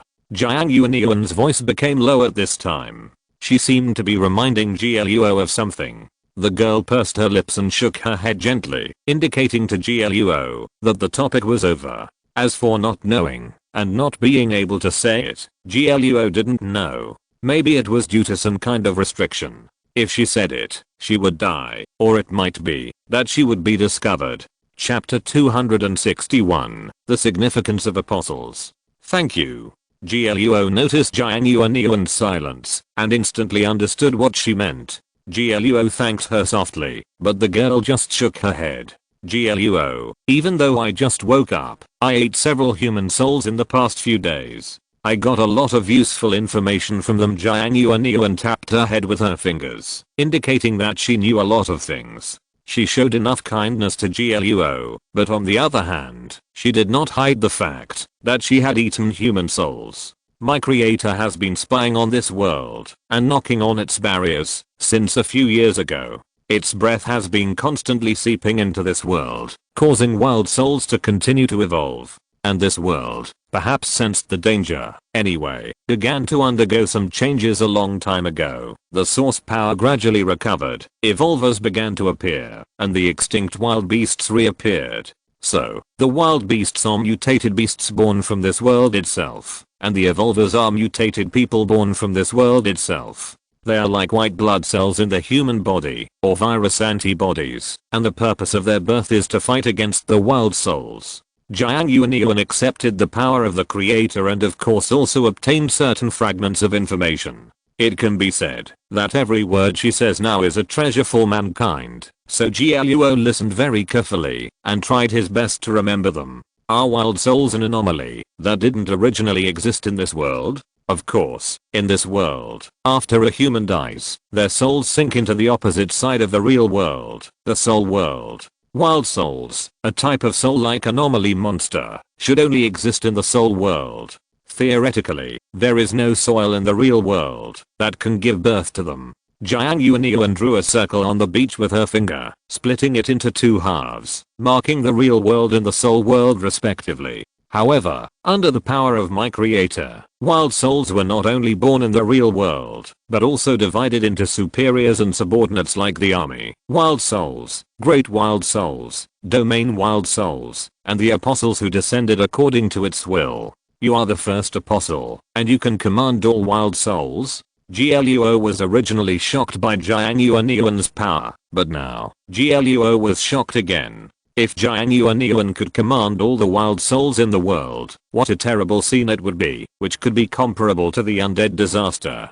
Or, even if Jiang Yuan, the first apostle, doesn't have this idea, the second and third apostles will always come after this. If they have this idea, it will be a disaster for mankind. To be precise, I can indeed command all other wild souls, but the premise of command is to recruit them first. For example, these wandering wild souls are like mountain kings. They do a lot of evil, but they are free and easy, drinking big bowls of wine, eating big mouthfuls of meat, and feeling very happy. We, the apostles of the Creator, are like messengers of the court. If we want to command them, we must recruit them first, otherwise they will be stupid and come to be our little brothers and fight to the death. Jiang Yuan was very satisfied with her analogy. She nodded seriously, as if she was proud of her creation. So, every apostle must be eliminated immediately after he is born, otherwise the longer you delay, the more terrifying the enemy you will face. If you wait for it to organize its army, it will be a flat push. I will remember it. GLUO has been aware of the spying on the Zenith for more than 3 years, but it was not until now that he learned a few words about it from Jiang Yuan. If possible, GLUO certainly wanted to ask more specific things and deeper secrets, but seeing Jiang Yuan's silence, GLUO understood that she was definitely bound by something. Even, she couldn't say the name of that existence, and could only use creator instead. GLUO guessed that it was that kind of existence. Its name became a kind of power. If you recite its name, no matter where it is, it will be sensed. GLUO, I told you all this, don't you want to do something? Jiang Yuan spread her hands and acted like a weak woman, as if asking GLUO to act quickly, kill her, and save the world from crisis. I'm not stupid, why would I do something so meaningless and suicidal? GLUO can now confirm Jiang Yuan's good intentions. Although GLUO is also very curious about why she said these things, it is normal for the existence above the Zenith and the first apostle to try his hand to be a traitor. Hahaha, I feel your soul fluctuations. You are not telling the truth. But, I don't hate it. Jiang Yuan laughed very heartily. She patted GLUO's shoulder and patted it so hard that GLUO staggered. GLUO, I used to like Sukinghan very much. Yeah. GLUO didn't realize the meaning of Jiang Yuan's words at first. It took him a few seconds to understand what she meant. GLUO suddenly raised his head and saw Jiang Yuan's embarrassed smile. I don't know if it's that kind of thing. Anyway, at that time, we were all kids, and I just thought she was very likable, pretty, smart, and very cool. Very handsome. Jiang Yuan covered her cheeks like a fangirl when she said this. GLUO showed an awkward but polite smile and moved to the side. Jiang Yuan, don't think too much. Sukinghan is so popular, it's normal for you to have a good impression of her. Look, I'm the same, am I not? I like her too. Really, the same? Jiang Yuan asked back timidly, as if she didn't notice GLUO's movement. GLUO immediately nodded heavily and gave his affirmation. Of course, they are essentially the same. You don't have to think too much about it. This is just the friendship of children. It won't deteriorate, and it won't deteriorate when you grow up. You have always been best friends. Just a while ago, Sukinghan went to the cemetery to pay tribute to you. Is that so? That's good. Jiang Yuan breathed a sigh of relief, as if she had put down a heavy burden. They were so young back then, and many of their emotions were difficult to recognize. She is not even a human being now. When she met Sukinghan again, she didn't have many of the emotions she had back then. She just felt embarrassed and a little awkward. It's like, I treat you as a friend, but you want to hug me. Hahaha, but it doesn't matter what, at least I can be sure that my feelings for Sukinghan have never changed. Just like now, I was reborn because of the power of destruction, but when I woke up and saw her, I only felt warmth. Chapter 262, The Treasure Entrusted. Jiang Yuanyuan may not realize how deep her feelings for Sukinghan are. Of course, this does not refer to her feelings back then, but to the fact that she died because of Sukinghan, and died in the ice for Sukinghan. Her attachment to the world, her resentment for the living, her unwillingness to die, these emotions mixed together, and even became an obsession. This obsession finally became a holy relic, the quasi of grudges. And this is a truth, that the quasi of grudges is so effective for Sukinghan. It is precisely because it is full of emotions that it will turn into such a huge resentment after the reversal. The story of Jiang Yuanyuan and Sukinghan should have come to an end in this cycle of resentment. However, the peepers outside the sky, in order to pursue Xing'an's existence, lowered their own power. Perhaps it was a miracle, perhaps it was destined. Jiang Yuanyuan's soul and the holy relic composed of grudges received this favor, allowing her to revive again. In the same reincarnation, when Yuan opened her eyes, she saw Sukinghan. It's all fate. People must accept their fate, and can't fight against it. Jiang Yuanyuan was obviously saying the same thing, but she repeated it 3 times. She shook her head, and wanted to laugh, but she couldn't. Gluo, I'm dead. As a dead person, I should go to where I should go, instead of wandering here, and doing some meaningless tyranny. When I was young, I suffered a lot. Sometimes, I felt that I had a bad life, and sometimes, I felt that the world was wrong. I wanted to change the world, but now, I don't want to. In the final analysis, I'm a coward. If I don't have power, I can still grit my teeth and say that I want revenge. But if I can really take revenge and let tens of thousands of people die, I will not only be unhappy, but afraid. This feeling of having power and being omnipotent is scary. Jiang Yuanyuan patted her palms on the beach, leaving palm prints. She raised her head and smiled warmly, with tears in her eyes. Gluo, I'm not a human anymore. I can't protect Sukinghan anymore. I can only leave it to you. I swear, I will protect her at all costs. Gluo stretched out his right hand, pressed 4 fingers on the beach, lowered his head slightly, closed his eyes, and made a promise-like oath. Gluo, you should be thankful that you came here for Sukinghan, otherwise, you wouldn't have this opportunity. Jiang Yuanyuan's words to Gluo were somewhat ambiguous. She didn't say whether this opportunity was to see her in person, to learn these secrets, or to obtain the qualification to protect Sukinghan. In the future, Sukinghan will be handed over to you. As for me, I don't belong to this world anymore. Jiang Yuanyuan supported herself on the ground and stood up from the beach. She kicked off her shoes, rolled up her trouser legs casually, and jumped onto the wet beach. Gluo, Sukinghan is still sleeping now. The reason she is sleeping is not because of the winter poem, but because of me. Gluo has already confirmed Jiang Yuanyuan's feelings for Sukinghan, so he is not worried that she will hurt Sukinghan. But at this time, Gluo still followed Jiang Yuanyuan's footsteps and walked along the coastline with her. Jiang Yuanyuan, when will Sukinghan wake up? I don't know. Maybe a few days, maybe a few months, maybe a few years. Jiang Yuanyuan ran on the beach washed by waves, carefree like a child, or rather, she was a child. When she died, she was less than 10 years old. Now she looks grown up, but it is just an illusion. Gluo, the holy relic of the regret contains my attachment to life and my hatred for death. The two are combined into one, which is the real me.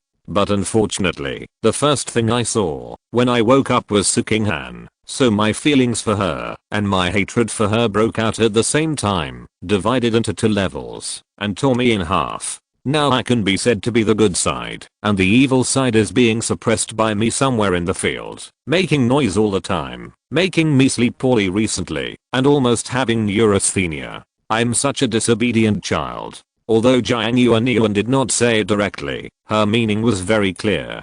She was the good side, so she would not hurt Gluo and Sukinghan, but her evil side must hate Sukinghan to the bone, and would kill her at all costs. So Gluo must eliminate the evil side of Jiang just like a disobedient child who needs to be spanked. Okay.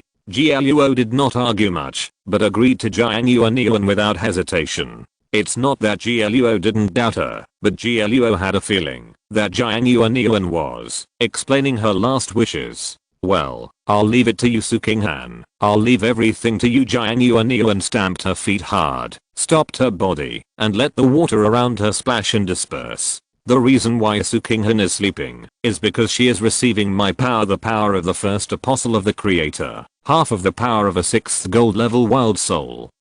I will give her everything I have, and then I will dissipate in this world and walk the path I should take. And my power will also flow in Sukinghan's body, protecting her. It's just a pity that Sukinghan is still too weak. As an evolver at the peak of 2nd Black Iron rank, she cannot directly bear my power, so I can only bury this gift in her body and unlock it step by step as she grows, until that perfect day. Jiang narrowed her eyes, looking at the orange-red sunset in the sky. There was reluctance, regret, ease, and relief in her eyes. It's just a pity that I can't see that day. And, because of my power, her soul and life are also changing, and her original talent will also change. The ability of death return is gone. It's not something worth cherishing. No one knows what Gluo is thinking, but at least now, in front of Jiang he shows enough love for Sukinghan. Yeah, the ability to save everything by dying is really not a good thing. In this world, there are so many rich, powerful, and rich and powerful people. Why do they act recklessly when they enjoy themselves? But now that the world is in trouble, they want others to stand up. Jiang had a sneer on her face, as if she remembered something. Although she was still young when she died, it was obvious that she had a very bad impression of this world, even extremely bad. Fortunately, there is Sukinghan. Chapter 263, The End of the Illusion. Gluo, I have no intention of deceiving you, or saying something ambiguous. That would be very stupid. Jiang turned her head, and looked at Gluo seriously, as if to remind him, or to warn him. To tell you bluntly, the reason why I gave Sukinghan all the power I could control without her consent, and even at the cost of reshaping her original talent, so that she could obtain the power of the first apostle. The fundamental purpose of doing this is to leave her a way out. If one day, the creator really succeeds in devouring this world, then Sukinghan, as half of his followers, can still survive and live better. In my opinion, this world has no hope at all. But Sukinghan refused to give in. She has always been the kind of person who likes to die with dreams. I'm already dead, and she can't die again. So I made a compromise, or a choice, that is not pleasing to both sides.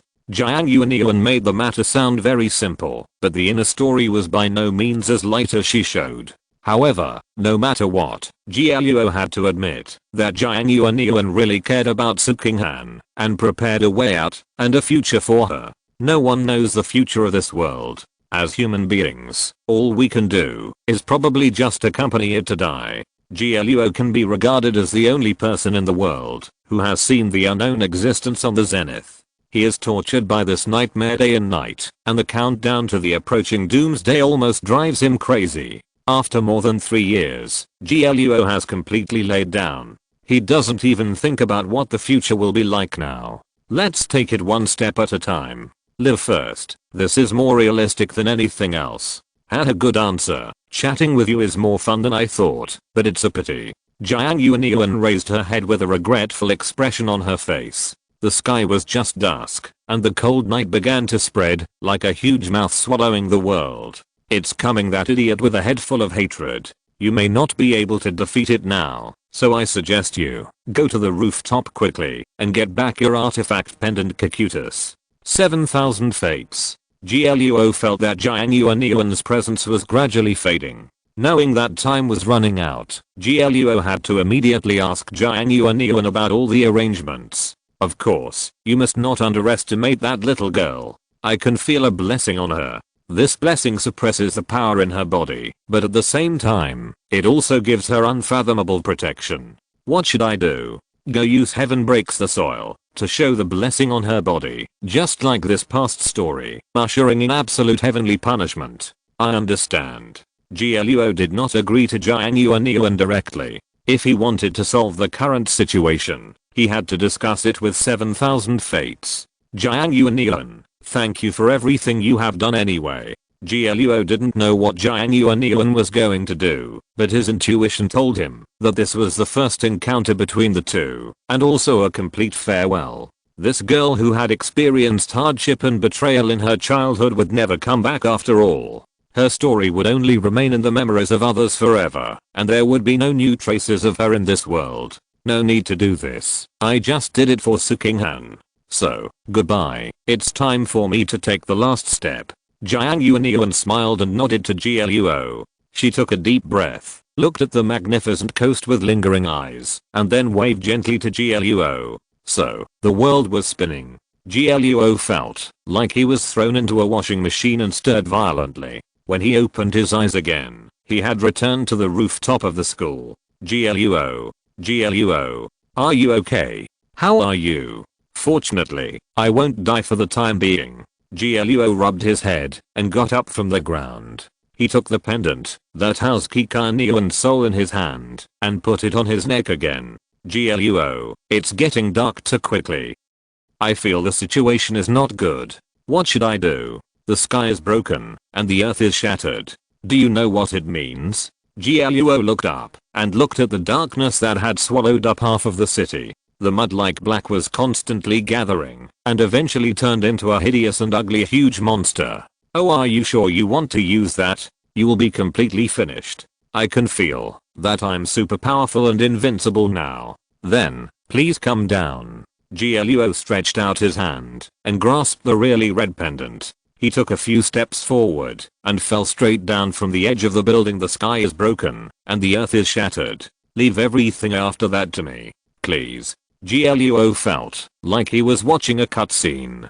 He did not feel much participation. When the blazing red flames burst out from between his fingers, the flames bloomed like red lotuses, and the flames that rushed into the sky intertwined and collided, surging like a raging sea. Unfortunately, at that moment, Gluo's soul had left the false form. He began to rise up like a scattered dead soul and return to his body. In the final moments, what Gluo saw was a huge giant made of flames, fighting a desperate battle with the dark beast in the city. What a long dream. What Gluo's consciousness felt at the last moment was still the warmth of this world. Jiang Yuan was too young when she died, and the world in her eyes was small and dark, so she constructed this city based on anime and games. Her resentment may not really be resentment towards Sukinghan. She is just too lonely. She probably wants a good friend and wants to be that kind of friend with Sukinghan. Adults' minds are too complicated, but in the consciousness of children, the word friend already represents the most important people. Why, Jiang Yuan, who has become the first apostle and possesses the power of 6th gold level, would choose to entrust the power to Sukinghan and die in the most obscure way? Gluo could not answer this question, nor could he think of a completely satisfactory answer. Gluo just felt in his heart that she was really a good child. Because of Sukinghan, because of Jiang Yuan, and because of Tang Zujian, Gluo now has more questions about Li Zhaoan. In the photo that Sukinghan treasured, the young and beautiful woman looked quiet and beautiful. As a biology professor, what disease did she suffer from that made her incurable? Or how did Li Zhaoan get the disease? Was she punished for doing something wrong? Or was she retaliated for offending someone? Or, someone simply wanted her dead? If you're listening to this novel on a channel other than Fanfic World, it means they downloaded and uploaded it without effort. We cordially invite you to visit our channel, Mundo Fanfic Novelos. There you'll find the original version of this story and you can explore many other novels of various genres. We're waiting for you to immerse yourself in a world of incredible novels. Chapter 264, Leaving. It was like having a good sleep, or like having a long nightmare. When Gluo woke up, what he saw was the sun falling all over the sky. In the sky, the morning star twinkled, and the sun climbed out from the horizon. slowly dispelling the coolness of last night and covering the world with a touch of tenderness. It's like a dream. GLUO turned his head and scanned the surrounding environment. After seeing the familiar figure, the whole person immediately relaxed. In the dilapidated house, the green vines weaved into a big bed. Sukinghan slept in it sweetly like a baby, as quiet as a clear spring. On the other side, Kikaneon, who was sleeping soundly, did not have this treatment. The girl was arranged by Jiangyuan between the roots of the vines, and the sleeping posture was really uncomfortable. Of course, GLUO should be the worst. He woke up on the concrete floor, dirty all over. Perhaps, this was what Jiangyuan did on purpose. Her greatest malice was just to be naughty. Really, it's just an abandoned house.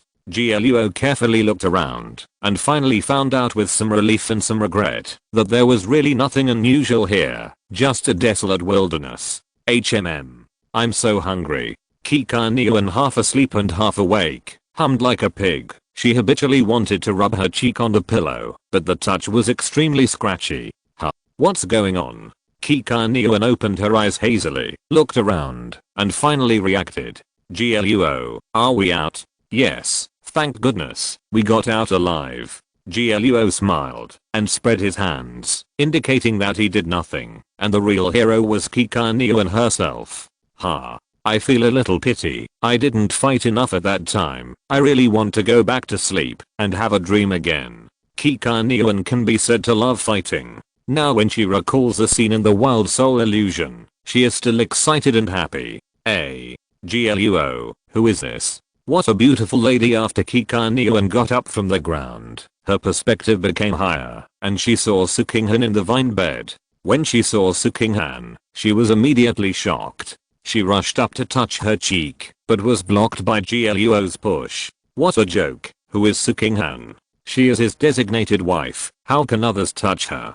To be honest, in the past GLUO only thought that Sukinghan was very beautiful and charming, and it was normal for many boys to like her. However, since listening to Jiangyuan's monologue, GLUO has now expanded the scope of his rivals from the same sex to the opposite sex. It's okay for men to compete with him, but now women are also his enemies. As a smart guy, GLUO will never let his guard down. So seeing Kikaneon's interest in Sukinghan, GLUO decisively blocked her dirty hands and blocked her sight without saying a word. After thinking about it, GLUO felt that this was not enough, so he simply took off his shirt, put it on Sukinghan, and put on the hood. Sukinghan, who was sleeping soundly, looked peaceful. She was like a sleeping beauty, not feeling anything in the outside world, just sleeping quietly. GLUO, don't be so stingy. Even if she is your wife, everyone can see her. My wife is sleeping, don't you see? Don't disturb her sleep.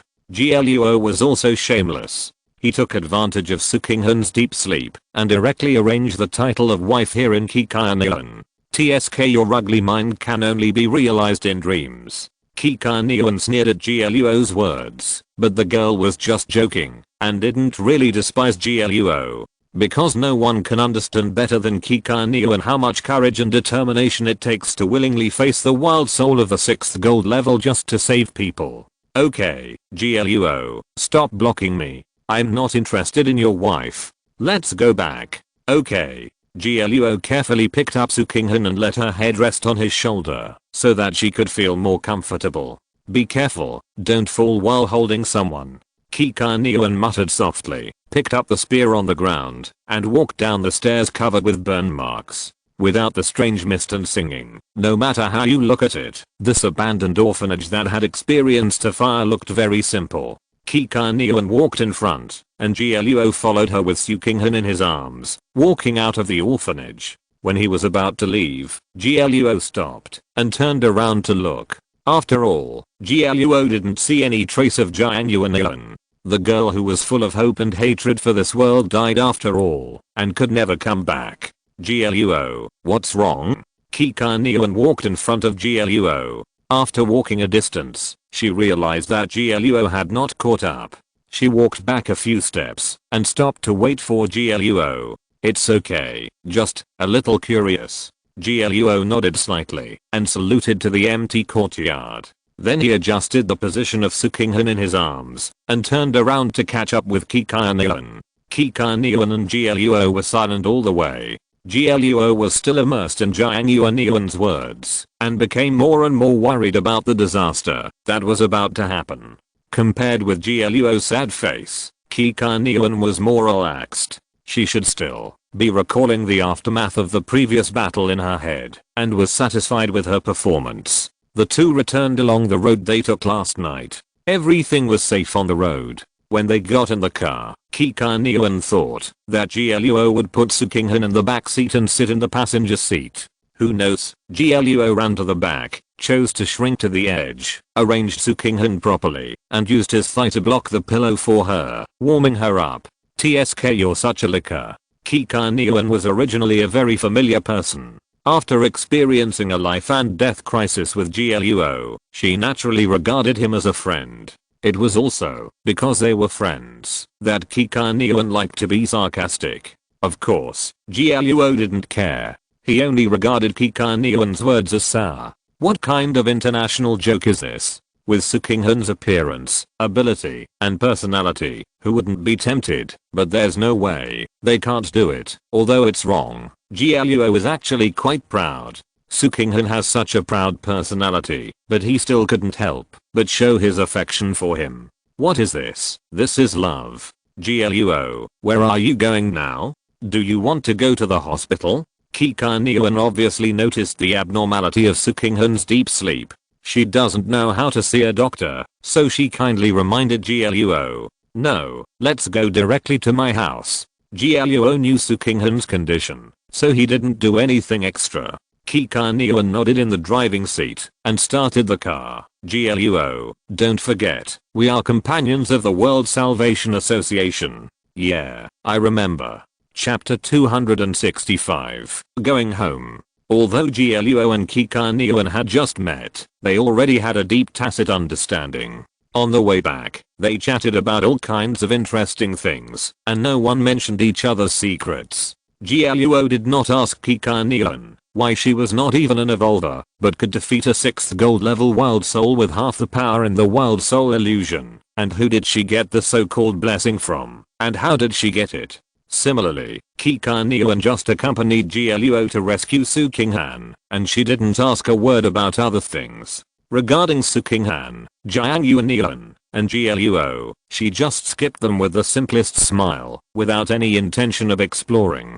In this world, the person Kikaanian trusts most is her minister. Jiang and Yeo said that Gluo could trust her, so she believed Gluo, and now, Gluo has joined the World Salvation Association, and has become a vice president who can go hand in hand with her. For this reason, Kikaanian gave Gluo enough respect and time. She believed that one day, Gluo would stand by his side and walk with her, just as she believed in Jiang and Yu. For people like them, there is no need for extra explanations. What can determine whether they can fight side by side is never status, money, appearance, and even strength is just a weighted number. What ultimately determines whether they can move forward together is always will. And now, Kikaanian chooses to respect Gluo's will like Jiang and Yu, not to force or get close to him too much, just waiting for his arrival, waiting for the day when he becomes their companion. Gluo, we are already friends. If you have any problems in the future, you can ask us for help. Kikaanian parked the car downstairs of Gluo's house. Before Gluo got off the car, the girl suddenly reminded him again. Gluo was about to get off the car with Sukinghan in his arms. After hearing Kikaanian's words, Gluo stopped what he was doing. How big is the World Rescue Association? How many people are there in our Changlin branch? Haha Gluo, you've been fooled too. I was wondering when you would ask this question. Kikaanian showed a sly smile on her face. She reached out her hand, took out a glass marble from the car's glove compartment, and handed it to Gluo. Here you go. This is a token of joining the World Rescue Association. From the beginning, the World Rescue Association has no headquarters, nor other branches. It's called the Changlin branch, but in fact, the so-called World Rescue Association has only 3 of us. Jiang and Yu is the minister, I'm the secretary, and you're the deputy minister. Just 3 people. GLUO had previously suspected that Kikaniwan had been deceived. After all this time, he seemed to have fallen into a den of thieves. Haha, that's right. The World Rescue Association has only 3 of us. Take this glass marble, it's our token. Okay. GLUO took the glass marble handed over by Kikaniwan. At this time, he carefully observed that the style of this glass marble was actually a miniature version of the Earth, and it looked extremely delicate, almost reaching the level of a work of art. Don't lose it, there are only 3 of these Earth marbles. This is a symbol of our friendship, and it will never change until death. Kikaniwan noticed the amazed expression on GLUO's face and solemnly reminded him of the value of the marble. GLUO put the marble away and nodded vigorously. Okay, I'll keep it close to me. I've given you my phone number, and you can contact me at any time if you have anything. Yes, I will. Kikaniwan was not a person who dragged her feet. After explaining everything, she waved goodbye. GLUO nodded and got out of the car holding Sukinghan. GLUO, catastrophic changes are constantly happening. You, be careful. You should also pay attention. When Sukinghan wakes up, I will take her to thank you. GLUO's words were a bit like a declaration. Kikaniwan raised his eyebrows, made an expectant expression, started the car, and gradually drove away. Sukinghan, wake up early, I'm waiting for you. GLUO changed Sukinghan's position to a comfortable one, and held her carefully through the corridor. After being away from home for half a month, he finally returned to his familiar fantasy. Oh, the heating is quite sufficient. It's not cold at all. After GLUO entered the room, he didn't bother to change his shoes and put Sukinghan on the bed in the bedroom first. Considering comfort, GLUO took off Sukinghan's coat, but did not touch the fleece coat and fleece pants inside. Well, it's quite magical to say that Sukinghan was still sleeping, but when GLUO took off Sukinghan's coat, he clearly felt the coldness slowly coming out of her body. It was not that the winter poem on her body exuded coldness, but it was similar to the feeling of a treasure protecting its master. Fortunately, GLUO did not have bad intentions, otherwise he would have suffered a lot. Winter poem. GLUO covered Sukinghan with a blanket and suddenly remembered the scene when Sukinghan activated the winter poem. At that moment, the girl's heart was like ice, cold like a human. The cost of using the 6th level gold relic is not as simple as it seems. Sukinghan, why do you live so hard? Because of Mu Yingluo? Because of Tang Xujian? Or Li Zarawan?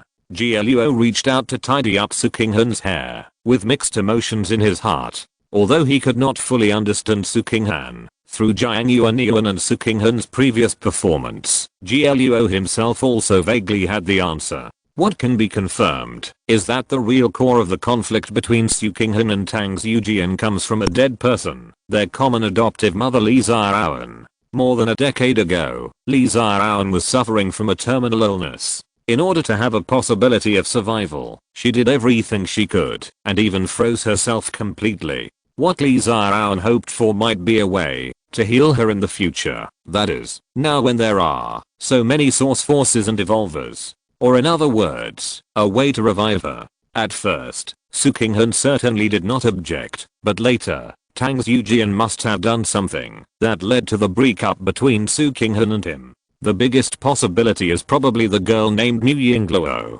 She must be a very important person to Sukinghan.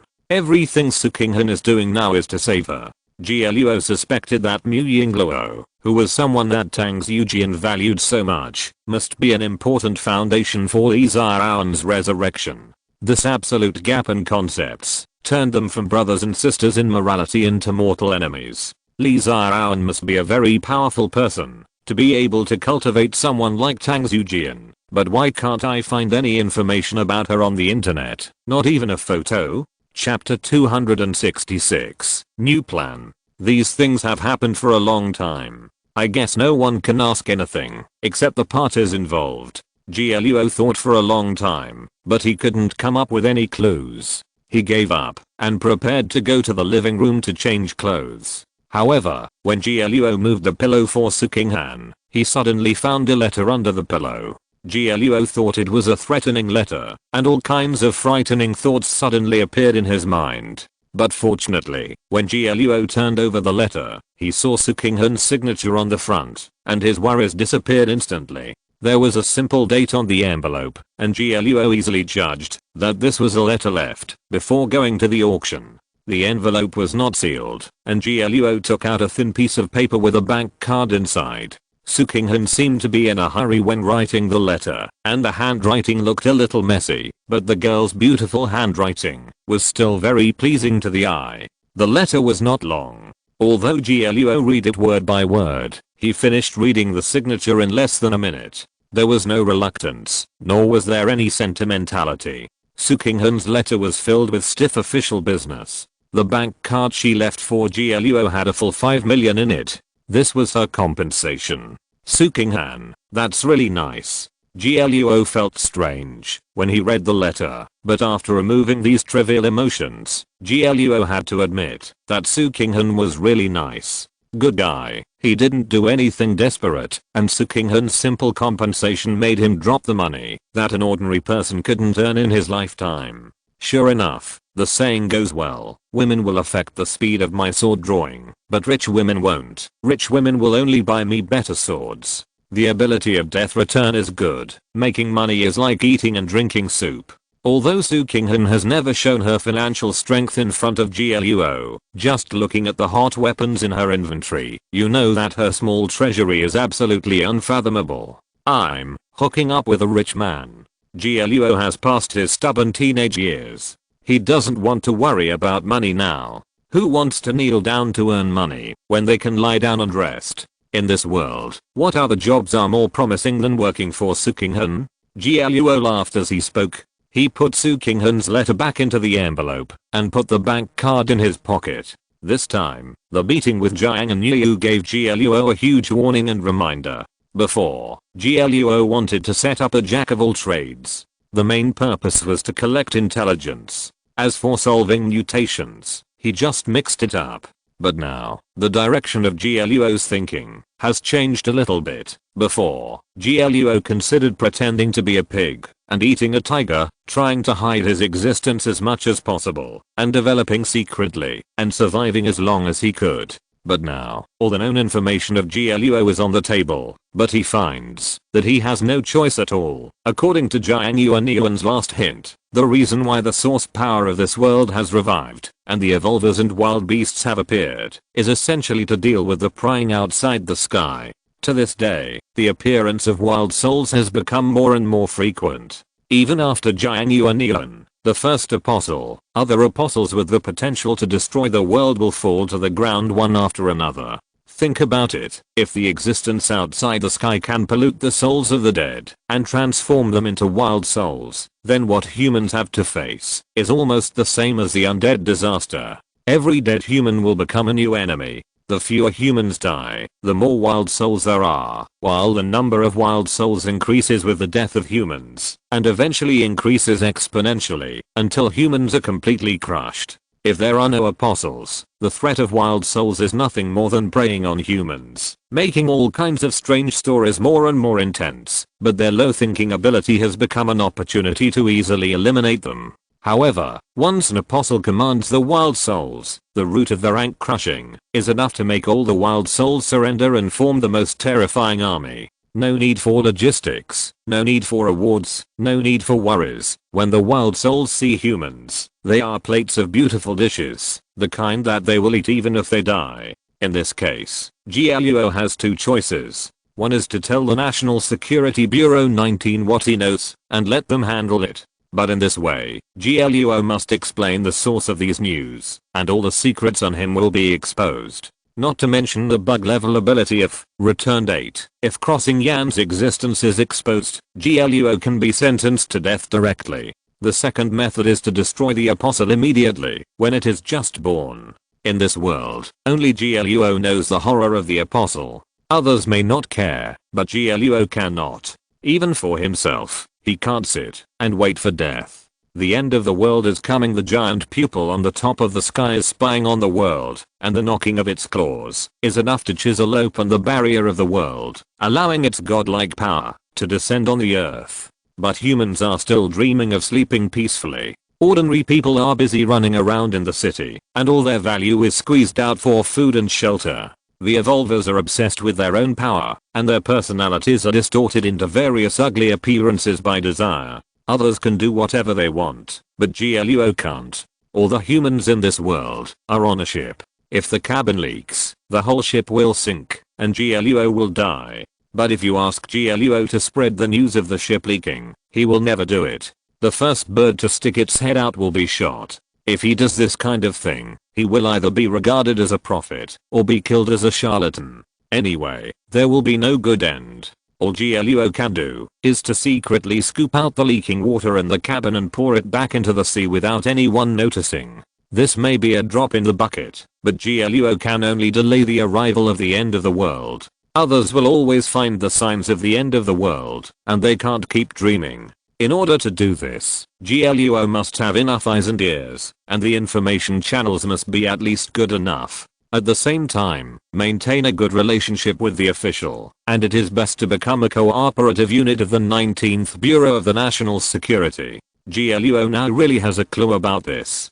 Kichudi is still in Changlin City. GLUO doesn't know how high her position is, but at this time, she is the boss of the 19th Bureau of the National Security of Changlin City. With this relationship, GLUO felt that he had a chance to make a living in Changlin City. If this succeeded, he would be rich. As for the name, GLUO has already decided. It is called Crisis Response Group, which will be operated in a combination of a handyman shop and a mercenary guild. It will definitely be difficult in the early stage, but if it really works, it will definitely be extraordinary.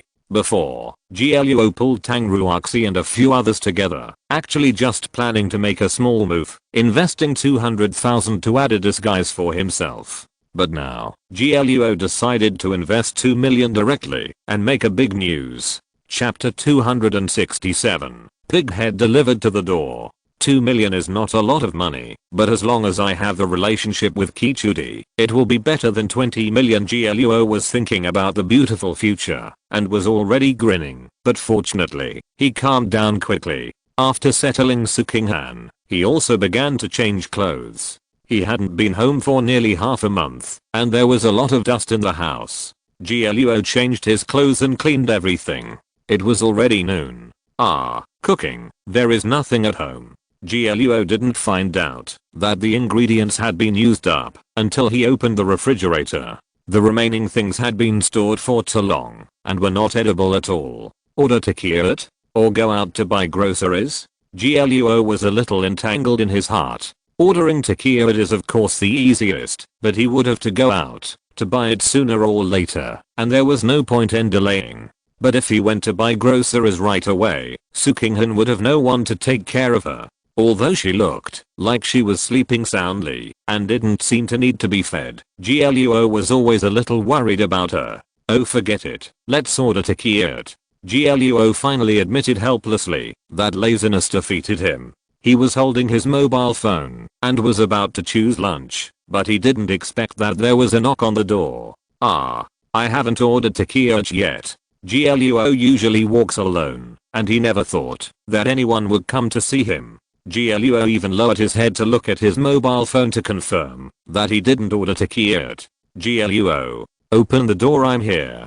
Tang Ruoxi seemed to be anxious and kicked the door twice. GLUO finally reacted and walked over to open the door for her. You are so slow to open the door. I'm so tired.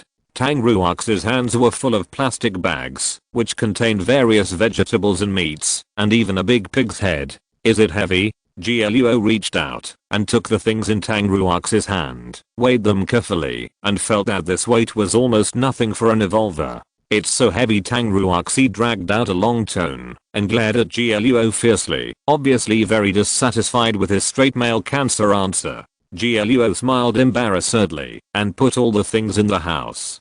Tang Ruoxi, why are you here? You're home. Home. It's simply unbearable to stay here. Tang Ruoxi changed her slippers at the door. Although it was her first time entering GLUO's house, she was not at all restrained. She sat directly on the sofa and started to eat melon seeds. It's all your fault. I didn't go home for 10 days during the Chinese New Year. As soon as I showed up, They were as excited as if I had resurrected my corpse. What's even more infuriating is that they kept nagging and criticizing me, but halfway through, our relatives actually came. Oh my god, they caught me making a mistake and scolded me. GLUO, there's nothing I can do. Who made me so outstanding? On weekdays, they can only praise me, but now they can take the moral high ground and scold me. It's like a shot of chicken blood. My mother couldn't stand it and found an opportunity to send me out. Tang Ruoxi has always been a person who never suffers losses, but this time, she was indeed wrong, and she was speechless. It's okay to be scolded by her parents, but it's unbearable for others to interfere. I think your mother saw that you couldn't hold it anymore and was afraid that you would hit the elders, so she'll let you out. GLUO sorted out the things Tang Ruoxi bought, and then he found that this girl still had some cooking skills. She picked all kinds of meats and vegetables well. Don't tell me it's possible. If you stay any longer, I might really do it.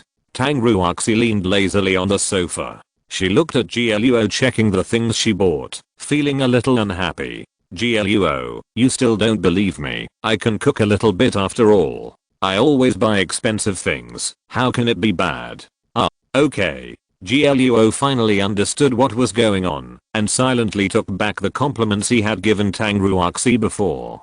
Tang Ruoxi said that she could cook a little bit, which was definitely a little bit. It would be strange if she could pick things. But she was very self-aware and knew that she couldn't pick, so she simply bought the most expensive one. This dish was twice as expensive as the normal price, so it really couldn't be bad.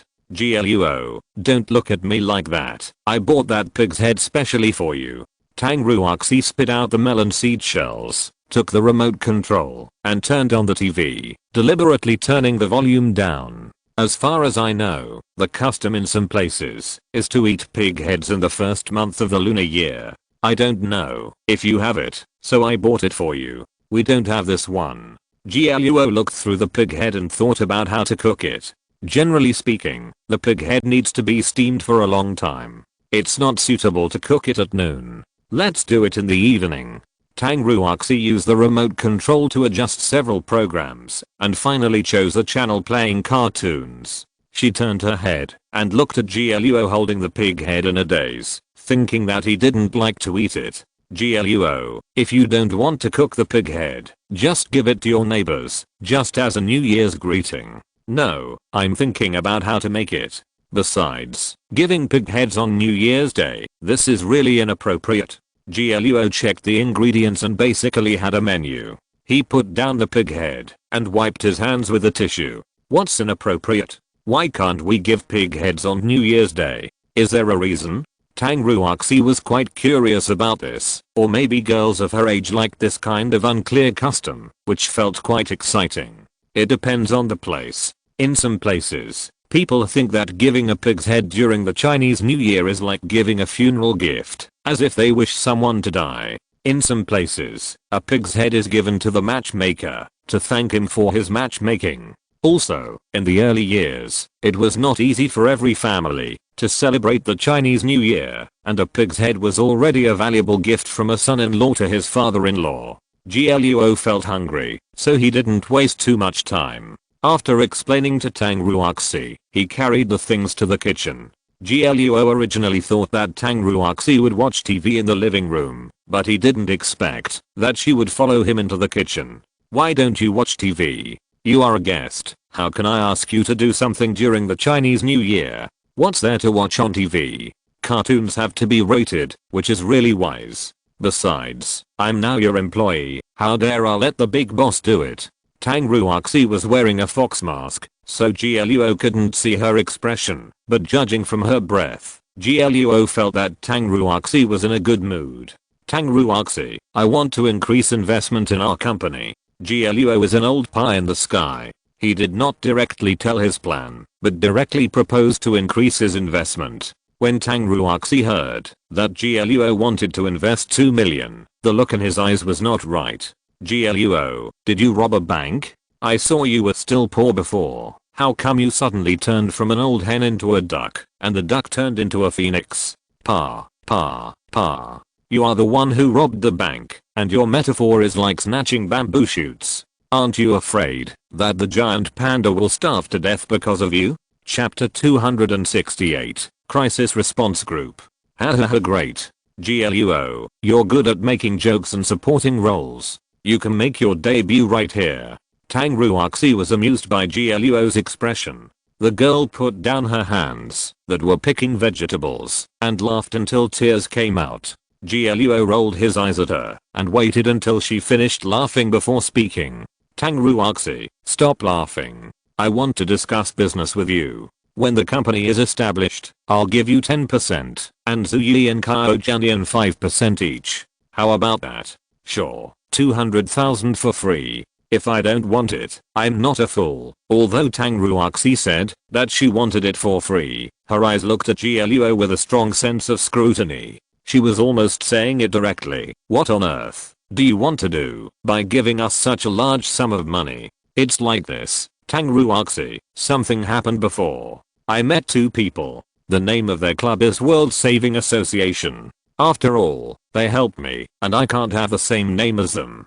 So I thought, let's change the name to Crisis Response Group and directly become a group from an association. The investment must be large. To be honest, I'm not interested in these. Tang Ruoxi is so smart. She has been in contact with GLUO for such a long time, but she still doesn't know what kind of person he is. It must be the same level of trouble to let him bleed to build such a big company. GLUO, we are also friends who share will and woe. Don't tell me to bury bombs together again. My heart is fragile, and I can't stand such tossing. No, it's not these, it's actually Desolate Soul, do you know? GLUO still trusts Tang Ruoxi, so he plans to reveal some secrets to her. Of course, this is also GLUO's real confirmation. There are not many evolvers he knows, and Tang Ruoxi is the only one who can be used. He has no choice. After all, it was he who watched Tang Ruoxi awaken her original talent. Apart from other things, this girl's attitude towards him was a bit like that of a master and apprentice, so he could believe it. Wild Soul? I haven't heard of it. Tang Ruoxi grabbed the celery leaves and thought about it, and finally shook her head helplessly. As a high school student who focused on her studies, she really didn't have that much time to learn about miscellaneous things. Tang Ruoxi, I hope you can keep the following words confidential. I will only tell you once, and I won't admit that I said it after I leave this door. Okay, I'll listen. Tang Ruoxi was originally in a relatively relaxed state of mind, but seeing GLUO's serious expression, she also became serious. Tang Ruoxi, this world is facing a crisis of extinction. The end of the world is approaching, and the continuous birth of wild souls is a sign of the end of the world. Tang Ruoxi actually wanted to laugh when she heard GLUO's alarmist words. After all, GLUO's words were too shocking, and a bit like a charlatan trying to cheat people out of money. However, as GLUO continued to talk in depth, the expression on the girl's face gradually became serious. Especially when Tang Ruoxi heard that the apostles could control the characteristics of the wild souls. The girl's face was already very solemn. GLUO, don't you plan to tell the authorities about this information? They are the ones who should know the most. I only plan to tell Kichudi quietly. Why? Is she the only one who can be trusted in the 19th Bureau of the National Security Bureau? No, because she is the only one who believes in me. GLUO sighed when he said this. Although he was afraid of death and liked to protect himself, he was not a person who didn't care about anything. But the problem is that his words were not taken seriously. Who would believe what he said? In the end, it would be those who were close to him who would believe it. Indeed, if Tang Ruoxi didn't know that GLUO didn't lie, and the horrific scene in that area when she rescued him, she would find it hard to believe GLUO's words. So, we have to take two steps now. On the one hand, we need to spread the news in the form of rumors. On the other hand, we also need to consider how to deal with the second apostle. GLUO, the word apostle seems to mean disciple of God. The 6th level gold level wild soul you met claimed to be the first apostle. So what kind of existence is the creator it mentioned? Is it really God? You ask me this, who should I ask? Luo said this, and it can't be said that he was deceiving Tang Ruoxi. After all, strictly speaking, he really didn't know what kind of creature the unknown existence outside the sky was. However, since it can create a creature like a wild soul, it can't be a simple and easy to understand existence. In short, all of this is to prevent trouble before it happens. Tang Ruoxi, I will only tell you these words. Don't tell anyone else. Although Luo did not reveal the giant pupil on the zenith to Tang Ruoxi, he revealed many secrets other than himself to her. After all, the girl is not very old, and she is still the age of curiosity and passion. After listening to Luo's words, she was not afraid, but a little eager to try. I understand. I will keep these things to myself, and won't tell anyone else. Tang Ruoxi, why are you so excited? You are going to tear this celery into thin ribbons. Hehe Luo, can we be considered as protecting the world? We can also call ourselves heroes in the future. Tang Ruoxi seemed to have thought of something interesting. She threw down the celery and posed an Ultraman transformation pose, which was extremely second year. I am an Ultraman. Come on, I don't want to be a hero. Whoever wants to be one can be one. Don't get excited either. The purpose of our crisis response group is to discover crises, report crises, and dedicate honor and respect to the National Security Bureau 19. It's enough for us to get paid. Luo was very calm. He had seen so many movies. Didn't he know the endings of various heroes? Either moral kidnapping or betrayal. The most annoying thing was that he couldn't retaliate. Well, the title of a hero locked people up. It was simply a loss to the ancestral grave. That's right. We are so weak that we can't support the world. Tang Ruoxi was just hot-headed just now. Now that she has calmed down, her emotions have also subsided. Luo, your plan is good, but the problem is, can the National Security Bureau 19 pass it? As a cooperative unit, this is not something that ordinary people can get. It depends on Kichudi. We will do our best to help her. And how much money will you get? Tang Ruoxi seemed to be very much looking forward to this organization that only stayed in words. She is an old middle school student and likes this feeling of secretly guarding the world the most. Tomorrow I will go to Kichudi and talk to her about these things. Remember to come over tomorrow and help me look after the house and take care of someone. Take care of someone. Who? Sukinghan. Luo Fang put down the vegetables in his hand, wiped his hands with the towel beside him, and then led Tang Ruoxi into the bedroom. She is in a deep sleep now. Her condition is quite stable. Don't worry. You just need to watch over her for a few hours. Chapter 269. Drizzle. Oh. She is Sukinghan? What a pretty lady. Tang Ruoxi followed Luo into the bedroom. After seeing Sukinghan for the first time, she fell in love with this sleeping beauty. Just kidding. Sukinghan is so beautiful, and the way she sleeps quietly is really fascinating. Stop staring at her like that. Luo felt that he had invited a wolf into the house, and immediately stretched out his hand to block Tang Ruoxi's eyes. Tang Ruoxi struggled twice, but finally failed to escape from Luo's palm. Tang Ruoxi, your qualification to take care of Sukinghan has been deprived. Luo pushed Tang Ruoxi out of the bedroom door. After the girl regained her sight, she pouted at Luo with a look of disdain. Luo, this is the very rich employer you mentioned, right? She's so good looking, and she's also a rich man. You, be careful. What should I be careful about? Luo and Tang Ruoxi were actually just joking. They were both just joking. Since Luo allowed Tang Ruoxi to see the sleeping Sukinghan, it was a great trust in itself. Be careful of being cuckolded. My goodness, if this photo of Sukinghan is sent out, the number of people who want to cheat on you will probably circle the earth twice. Do you think they are all milk tea? Don't add a halo to the earth. Let it go. Luo walked back to the kitchen and started to prepare the ingredients again.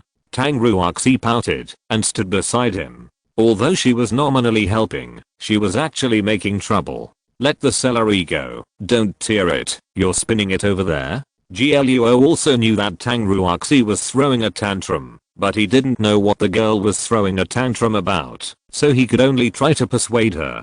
Don't be unhappy. Tell me what you want to eat. I'll show you how to cook it. I want to eat Xianxiaoqiang today.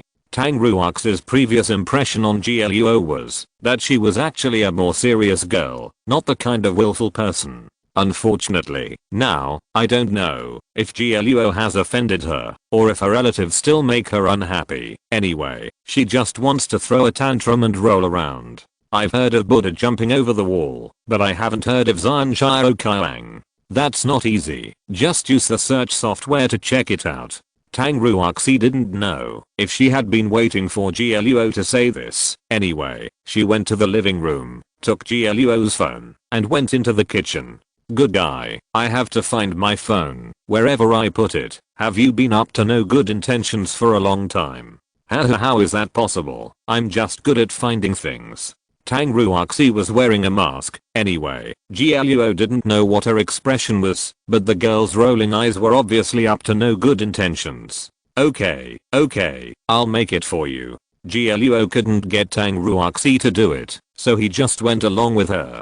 After all, Tang Ruoxi was only 16 years old, so it was normal for her to have a little temper.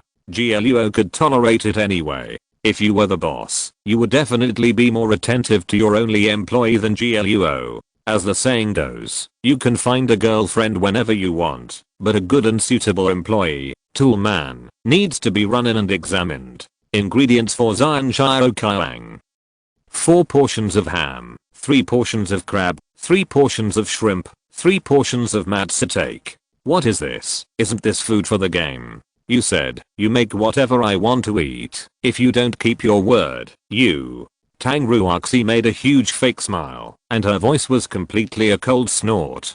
Gluo blinked and nodded in agreement without hesitation. No problem, I'll do it right away. Haha, then do it, I'll watch you.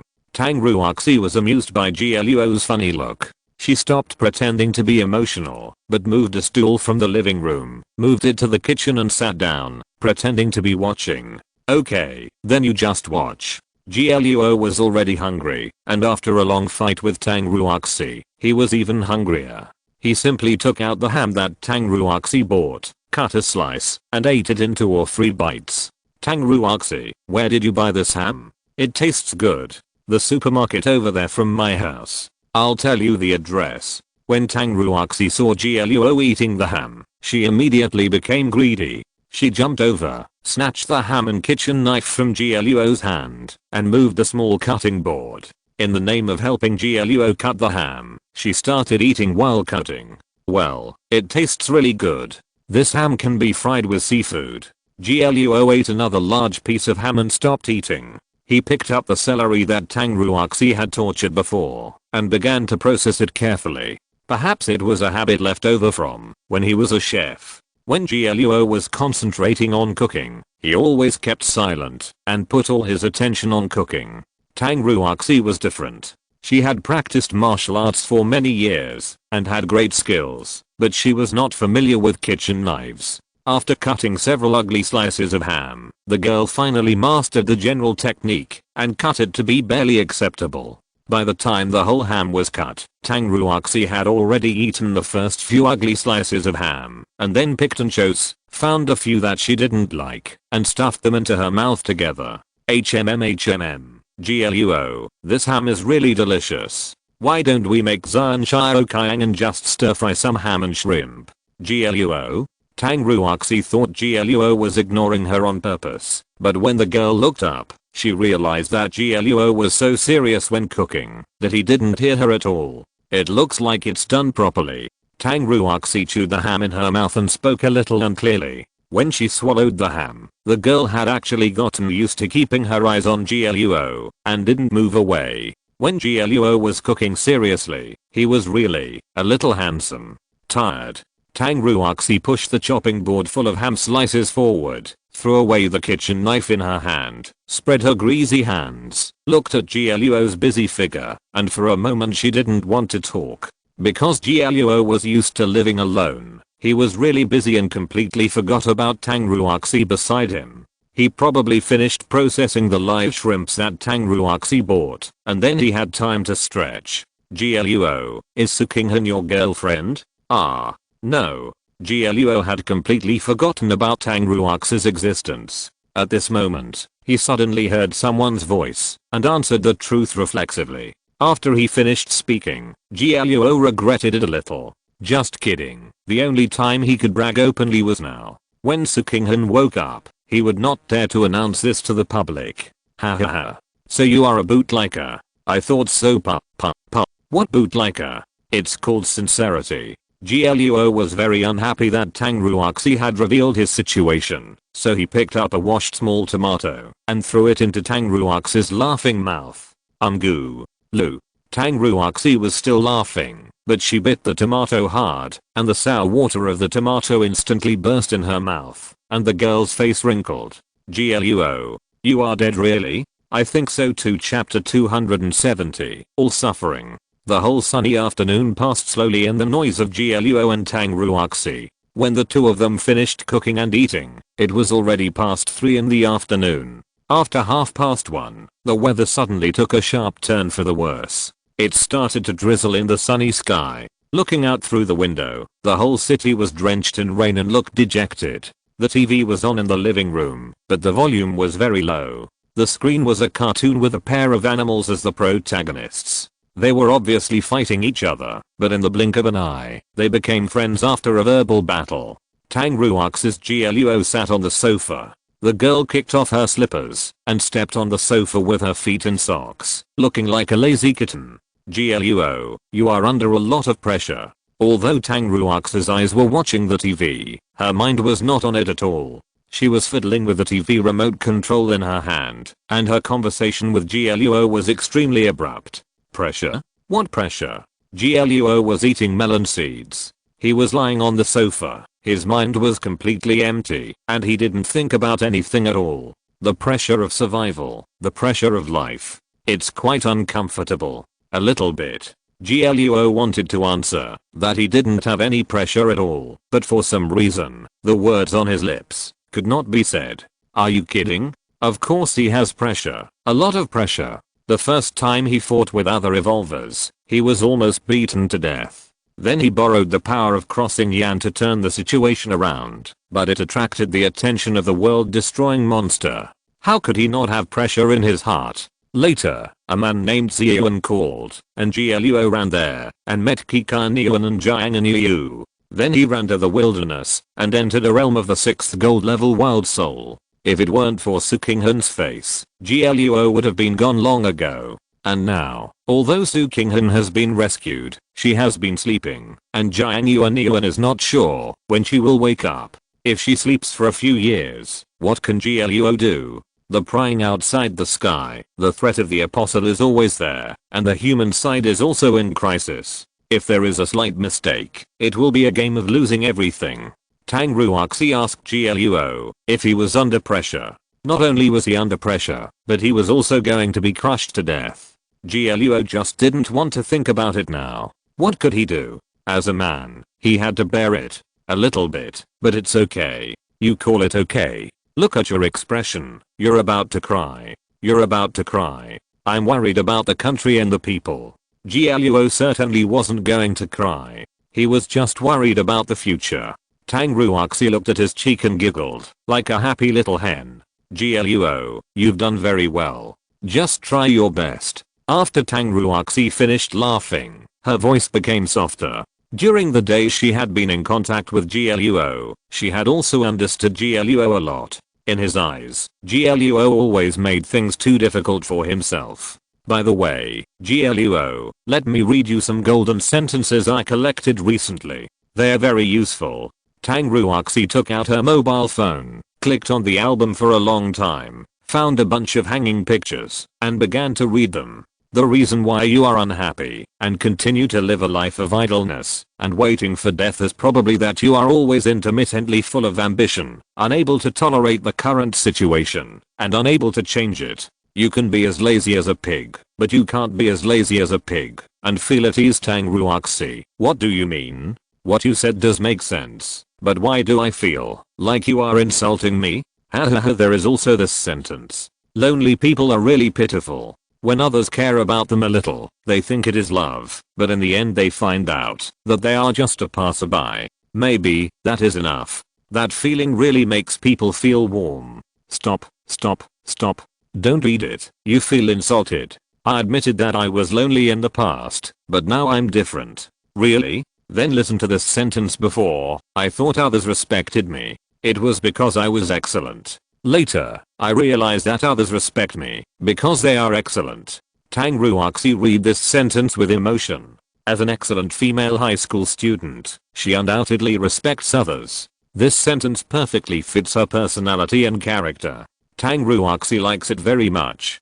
Tang Ruoxi, where did you see these sentences? Why are they so depressing? Gluo turned his head and looked at Tang Ruoxi, who was grinning, and felt that something was wrong. Normally, if a depressed person read such words all day long, it would be fine, and he would definitely not save them. However, Tang Ruoxi, a perfect template of a rich and beautiful woman, saved these words, which was outrageous. I'm experiencing the suffering of the people. After all, if people want to be better, they must know what others need.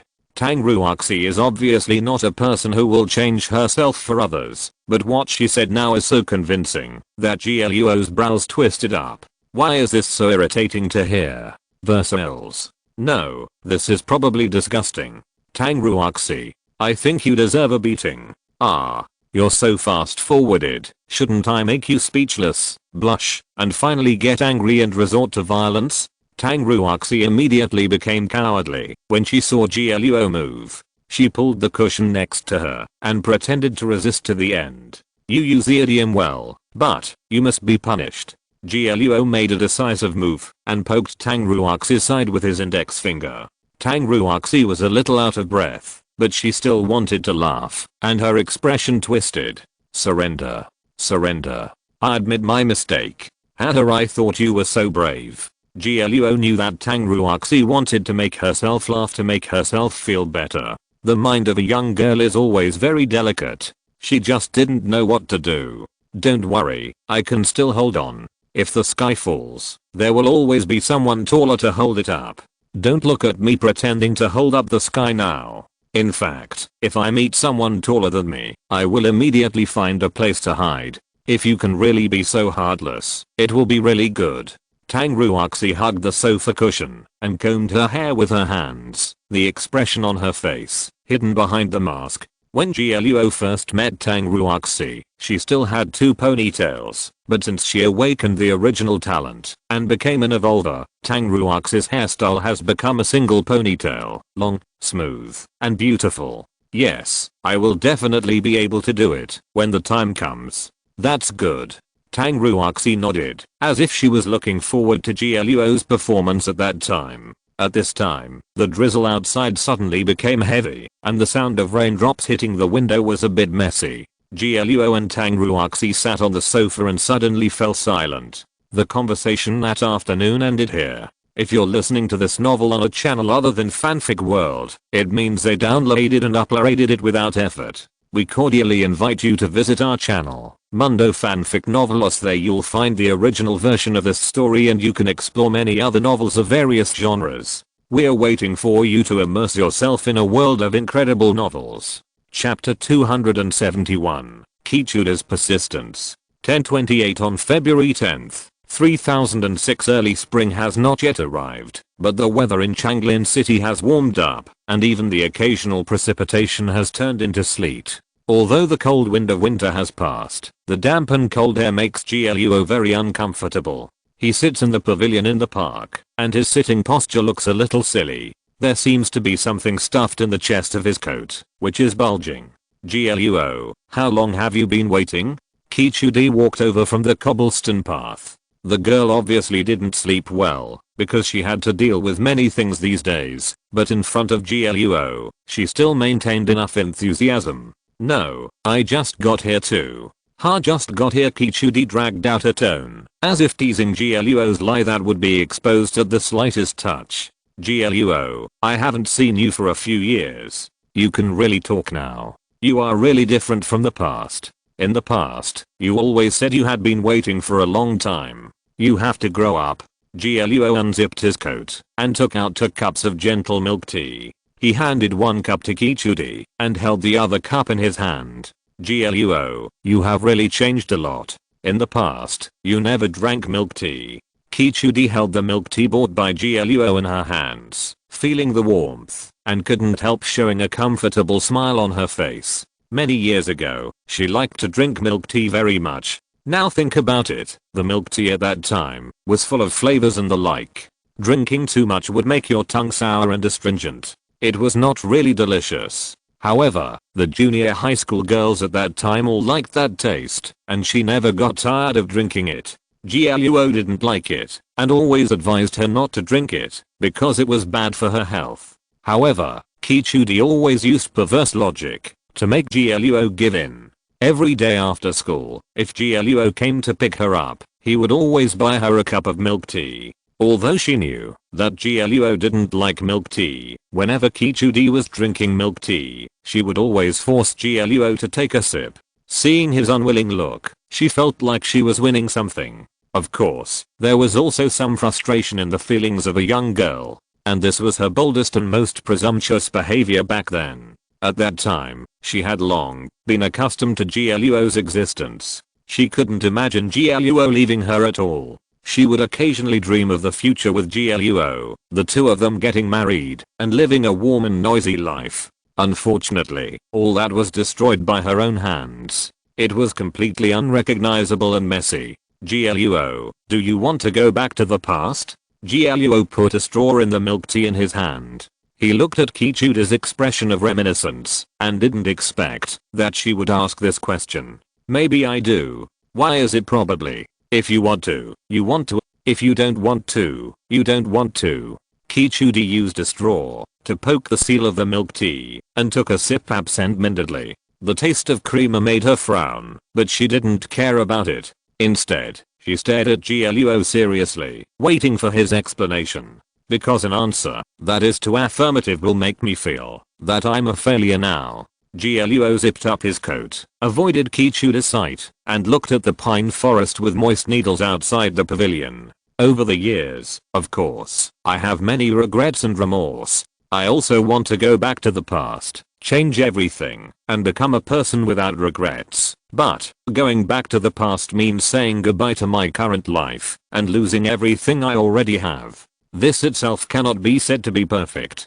Kichudi's lips left the straw. After listening to GLUO's words, she wanted to refute reflexively, but when the words came to her lips, she didn't know what to say. Although Kichudi didn't want to admit it, it was hard to refute that what GLUO said was indeed right. She had experienced a lot of sad things along the way, and had experienced ups and downs between life and death. Among them, she certainly wanted to forget many things, but it was undeniable that many precious things were filled with these painful memories. Kichudi, we have experienced more now. Even if we force ourselves to go back, we may not be happy. For example, you used to like the milk tea in this milk tea shop the most, but just now, you frowned when you drank its creamer taste. GLUO shook the milk tea in his hand and took a sip casually. He didn't like milk tea himself, but it was not unacceptable. Perhaps, it was precisely because GLUO rarely drank milk tea that he could still not care about this change.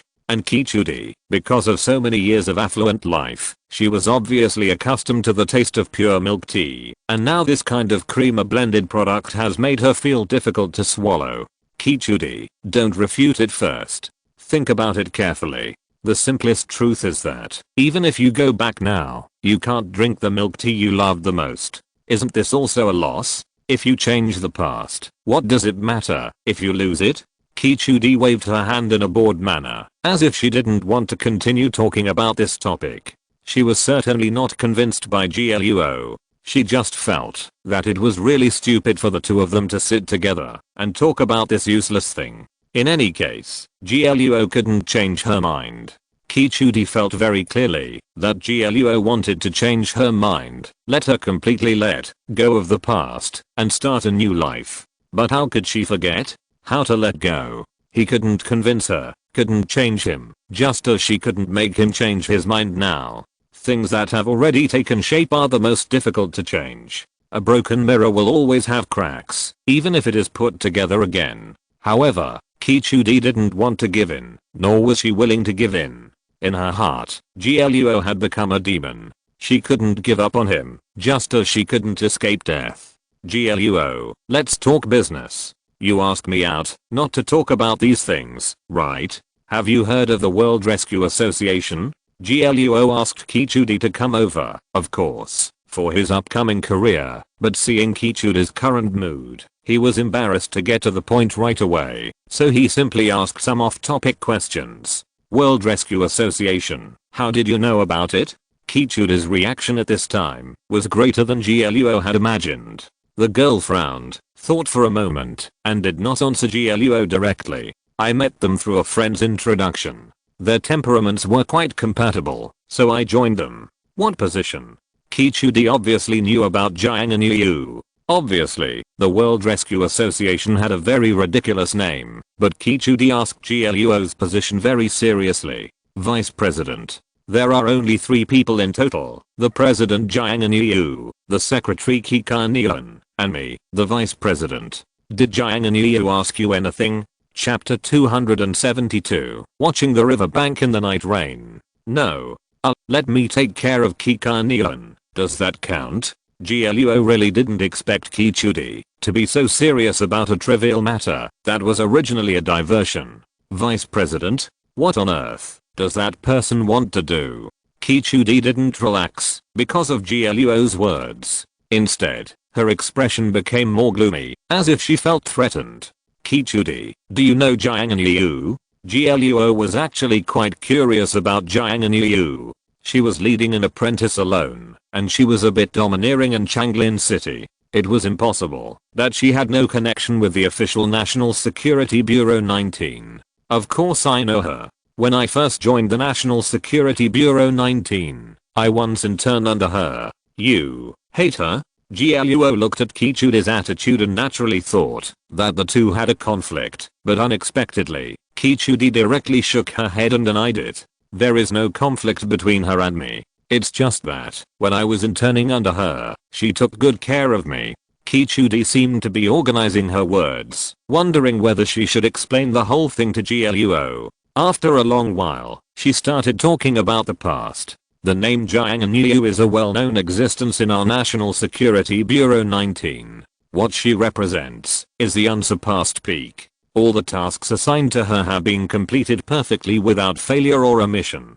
She was highly expected by everyone back then.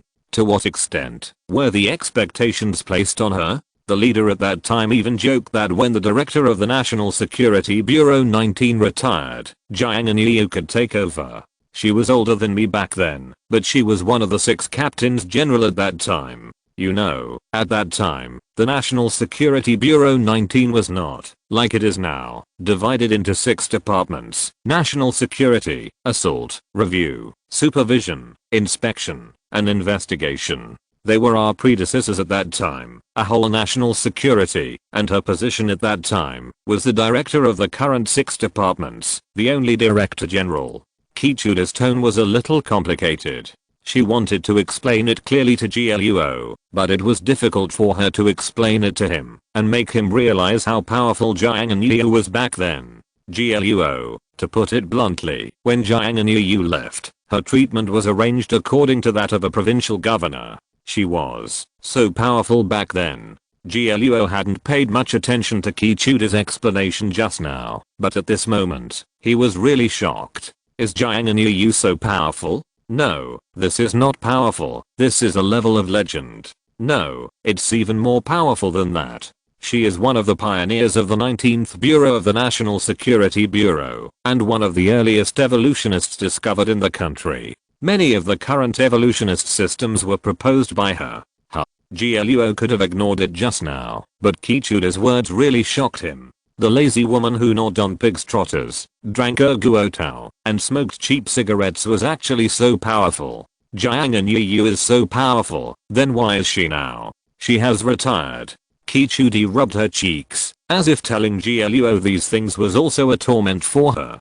GLUO, you should have heard of the names of wild beasts and wild souls. Their mutations correspond to life and soul, wild beasts and humans respectively. Wild beasts are the products of the alienation of wild beasts' lives after qualitative changes, while wild souls are the products of the sexual mutation of human souls. Wild souls still obey the basic laws of life, but wild spirits don't. In recent years, although the number of mutations of wild beasts has skyrocketed, the threat to humans is not as great as imagined. It can even be said that wild beasts rarely set foot in places where humans gather, and their attitude towards humans is usually to ignore them.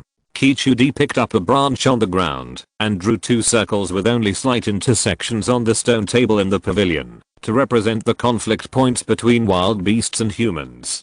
Kichudi, does it mean that, although the wild beasts have become desolate beasts, their attitude towards humans is basically the same as when they were originally wild beasts? Yes, that's what I mean. In the real world, wild beasts are not that aggressive towards humans. The desolate beasts maintain this habit and cannot be regarded as GLUO's mortal enemy. But desolate souls are different. They eat people. They feed on human souls.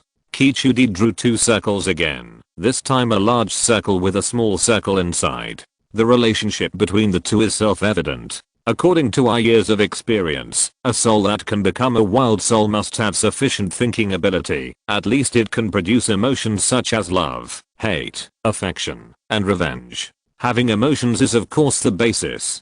The deeper reason must be extremely strong negative emotions such as hatred, resentment, and pain. Under certain inducements, sex becomes a completely unpredictable existence in nature. Wild souls eat human souls, just like humans eat grains. It is the energy to maintain their own consumption, the basis for self-development, and the need written in their nature. So compared to wild beasts, wild souls will definitely get close to humans, and even live with humans and hunt humans for a living. Kichudi only talked about Jiang'an, and actually didn't need to tell GLUO these, but at this time, she obviously took this opportunity to let GLUO understand the crisis of the world and make plans. The reason why Jiang'an retired is the wild soul. Although GLUO has talked about the most powerful wild souls, he still doesn't know much about this kind of monster. Kichudi's knowledge is still very important. Yes and no. A few years ago, an extremely powerful wild soul appeared in the east of Changlin City. Jiang'an led a team to deal with it, but in the end she came back alone. Because my level is not high enough, I can't understand the situation back then, but based on the information I know, Jiang'an was seriously injured in that battle, serious enough to be fatal, and now she can't fight with her full strength because of her injuries. Moreover, I suspect that the wild soul didn't die at all. It was the 11 teammates of Jiang'an who successfully put it into a long sleep at the cost of their own death. The reason why Jiang'an came to Changlin City and has been staying here is probably to guard the seal. Kichudi's instant reminders to GLUO were already very straightforward, and she was just short of directly exposing it and saying, GLUO, you'd better be more careful, Jiang'an might be seriously injured and die. Since she is going to die, the terrifying wild soul sleeping in the east of Changlin City must be what she is most worried about, so she is very likely to pull you into the army and let you guard the seal for her after her death. Obviously, Kikaniwan is such an existence. GLUO should also be on the list of spare tires. Chapter 273, Kichudi's Trust. Jiang'an, is it for this purpose that you have stayed in Changlin City? GLUO's previous impression of Jiang'an was probably that she was a relatively easygoing person, and she seemed a bit like a big boss, but that was all. But now, after listening to Jiang'an story, GLUO has a lot of good feelings towards her. GLUO, you once taught me not to get involved in cause and effect casually, especially certain responsibilities that will cause endless troubles. Now, I hope you can still remember this. Kichudi said this, which was actually a bit inappropriate, but because it involved GLUO, she did not hesitate to tell it all. And Kichudi told GLUO this level of secret, just to let him not get involved in the crisis and live safely, that's all. Okay, Kichudi, don't show such a worried expression, I'm not stupid. GLUO is not the type of saint, and he didn't think about sacrificing for someone. He just sorted out his impression of Jiang'an and considered his attitude towards her in the future. Don't worry, I'll pay attention to Jiang'an's matter. Now let's talk business. I called you here this time because I have something to ask of you. What is it?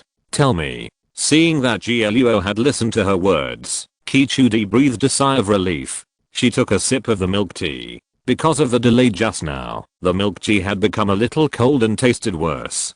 Kichudi, I want to set up a small company similar to the Wanshiwu, mainly for the information collection and intelligence judgment of wild beasts and wild souls. We will send people to deal with the weak ones and report the strong ones to the 19th Bureau of the National Security Bureau. How about it? GLUO certainly hoped that Kichudi would nod immediately, but what he said was a little too straightforward, so straightforward that Kichudi even thought he was deceived.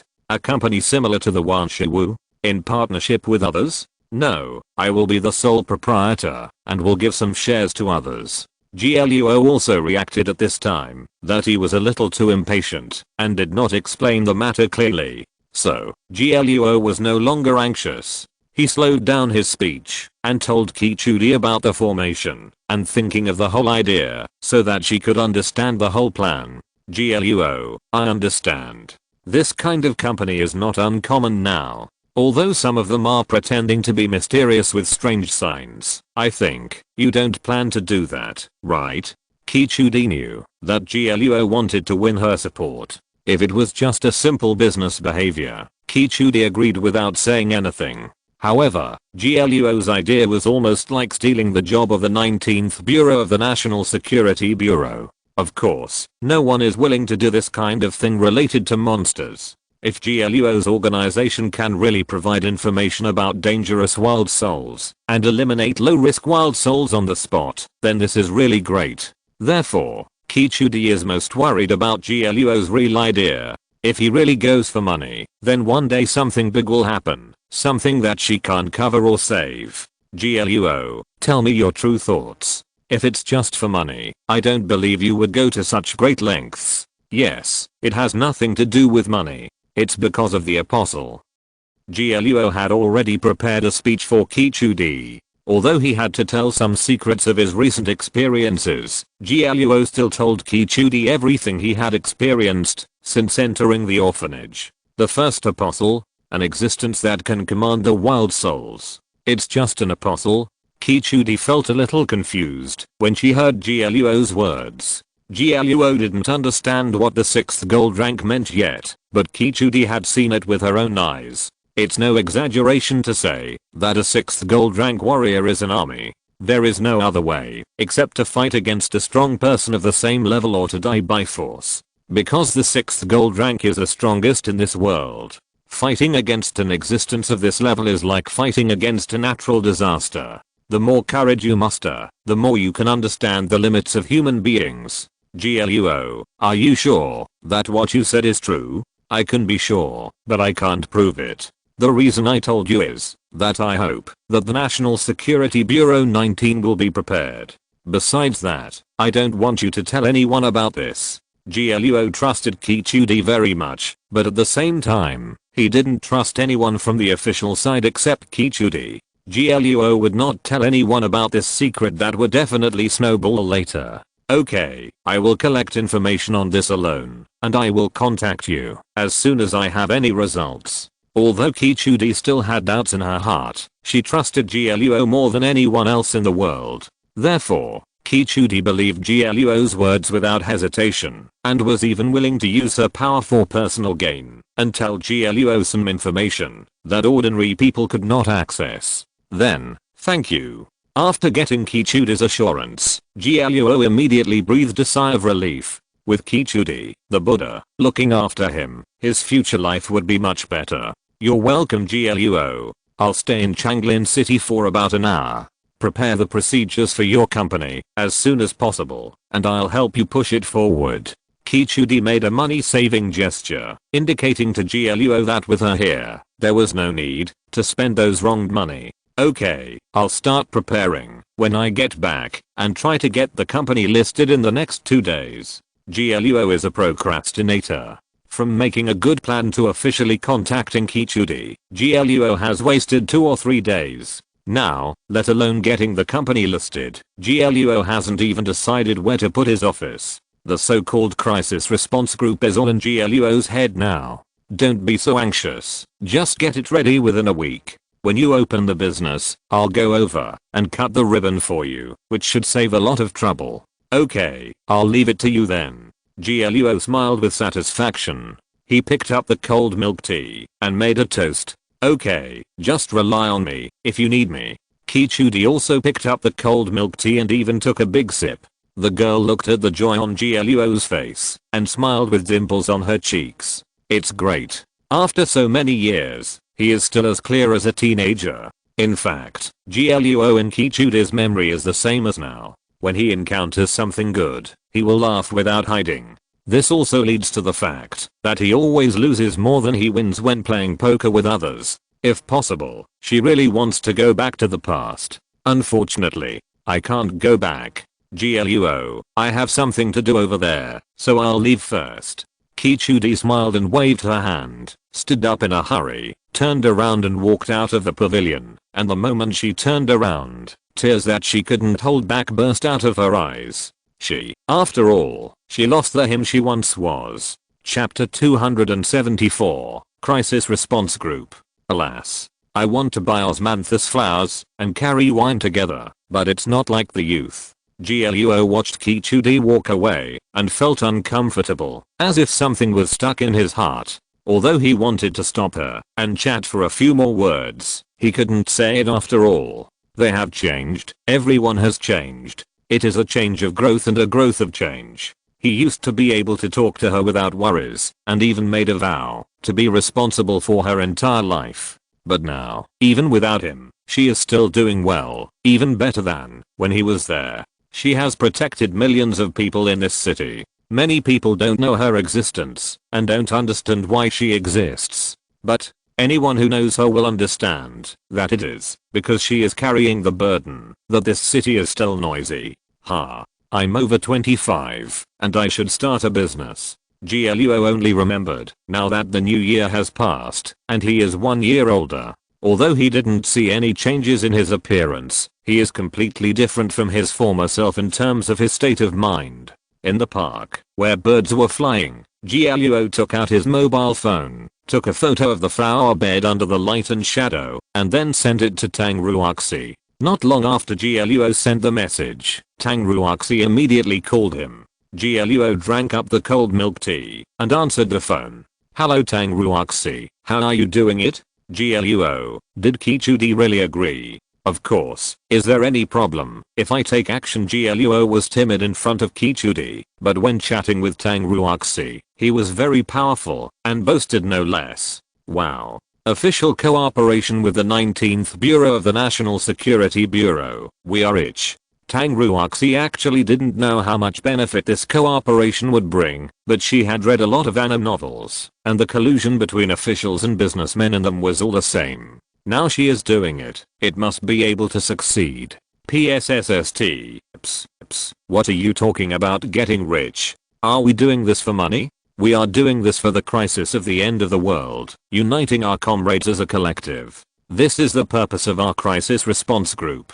Although GLUO's words were somewhat false, in fact, a large part of his emotions were indeed true. No one knows better than GLUO that the end of the world is approaching. The huge pupil that spans the sky is always suspended outside the sky. Its eyes look at you like an abyss. The fear and despair are almost impossible to be given by anything. GLUO is more afraid than anyone else. So he set up this company so frivolously, hoping to get a little help. It doesn't have to be much, just a little bit, then all the investment will be worth it. Tang Ruoxi, how is your search for our office location going? I have already received a promise that Kichudi will help us speed up the pace. As for the office location, if you want to say whether you have found it, I have indeed found a suitable one, but it is only the location and environment that are suitable. Isn't that enough? They are all suitable. But, GLUO, the price is not suitable. Tang Ruoxi felt that GLUO was really too careless, or rather, she had never seen someone who was so careless about starting a business as GLUO. Today, GLUO directly asked her, a high school girl, to come out to find the company's office location. When asked what the requirements were, GLUO directly said, "You decide. I believe in you." Damn, you believe in me, but I don't believe in myself. Tang Ruoxi really wanted to pull GLUO over, but unfortunately GLUO had to contact Kichudi, who was the foundation of the company. He couldn't come, so she had to find an office location alone. Good guy. The crisis response group established by GLUO now has a total of 5 people. GLUO is the chairman, president, and director of the business unit. Today I went to Kichudi, intending to become a cooperative enterprise of the 19th Bureau of the National Security Bureau. Tang Ruoxi is the director, vice president, and director of the training department. Today I came out to find an office location and sign a contract as soon as possible. Kyo Junyan is the general manager and director of the operations department. Today he was sent to apply for a business license and a series of procedures such as registering a company. Zhu Yi is the deputy general manager and director of the personnel department. Today he went to recruit people. It is said that in order to find qualified thugs, he has returned to his hometown. The above 4 people are all shareholders of the company.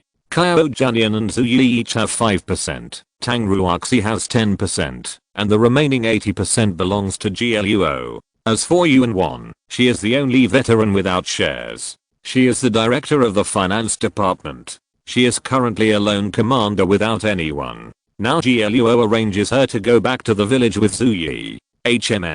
It feels like meeting the parents. Just last night, GLUO, the big boss, led a group of subordinates to the hot pot restaurant, where he patronized twice and both times there was a bloody storm. Good guy. Without GLUO saying anything, they automatically asked all the customers to leave, close the shop on the spot, and let GLUO book the place directly, and they were so enthusiastic that they wanted to give him a free meal. Of course, GLUO did not agree, but the other party was so kind that he could not refuse. GLUO had no choice but to agree. But GLUO promised that he would have to pay next time he came. Eating the completely free and unlimited mutton, drinking the free and cold beer, Chairman G said affectionately, "It is difficult to start a business now. Everyone grits their teeth and endures. The future is beautiful, the future is bright. Our company has huge development prospects. In the future, you will be extremely grateful for this day, and extremely fortunate for your choice."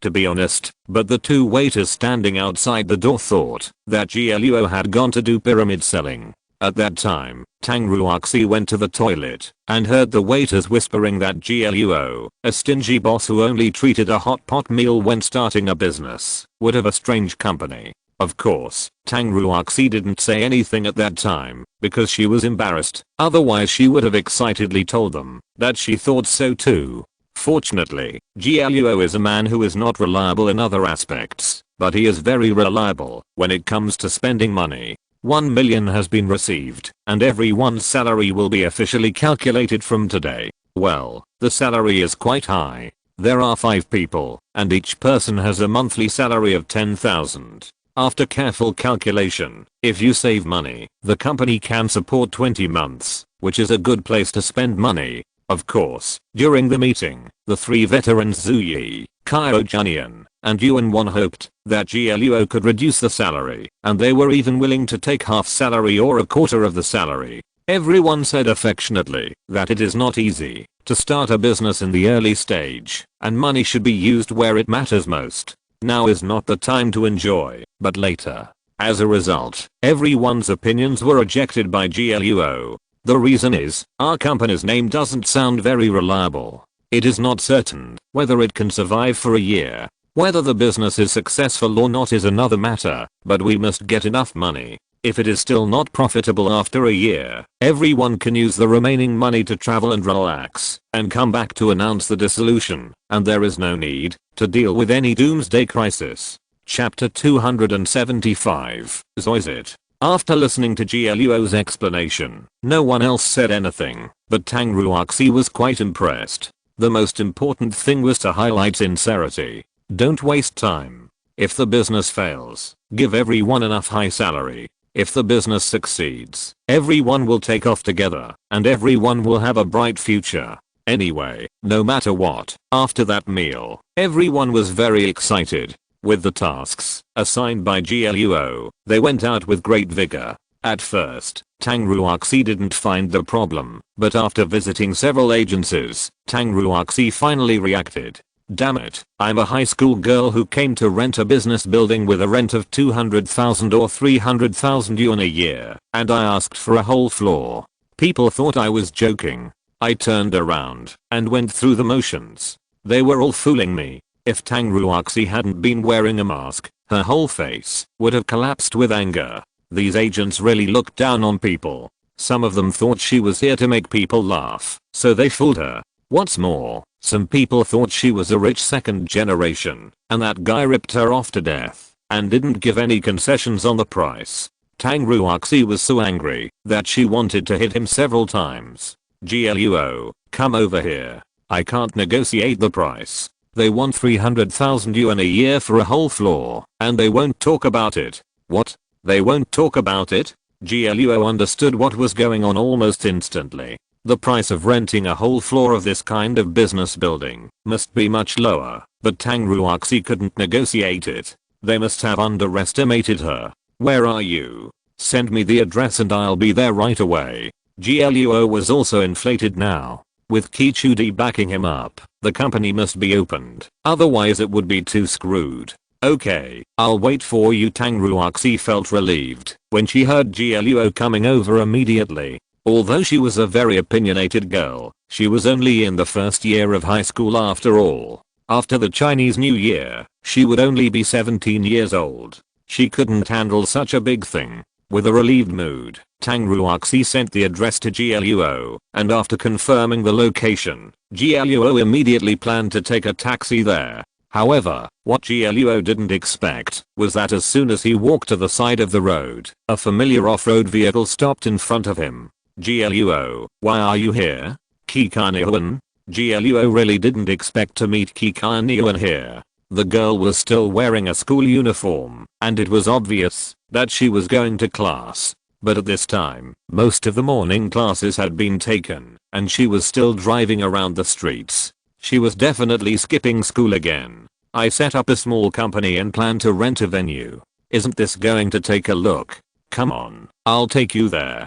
Kikaniuan lifted her short hair, looking heroic and valiant. The girl had a teardrop mole on the side of her eye, and when she squinted her eyes and smiled, she always looked very cute. Thank you. GLUO was not a pedantic person. He opened the car door, sat in the passenger seat, pointed the direction to Kikaniuan, and started to wear the seatbelt. Kikaniuan, you are a junior high school student and you have a leisurely life. Are the courses okay? No big deal. It's just that knowledge. It's a bit difficult for me to get full marks, but it's as easy as drinking soup to be the first in the city. Kikaniuan started the car with a confident expression on her face. Although GLUO didn't believe that Kikaniuan was so good at studying, he was sure that she went to the best school. Kikaniuan is only 17 years old this year, and she already has a driver's license. Is this normal? It's definitely not normal, but GLUO is sure that, even if someone finds out about it, he will never dare to deal with it.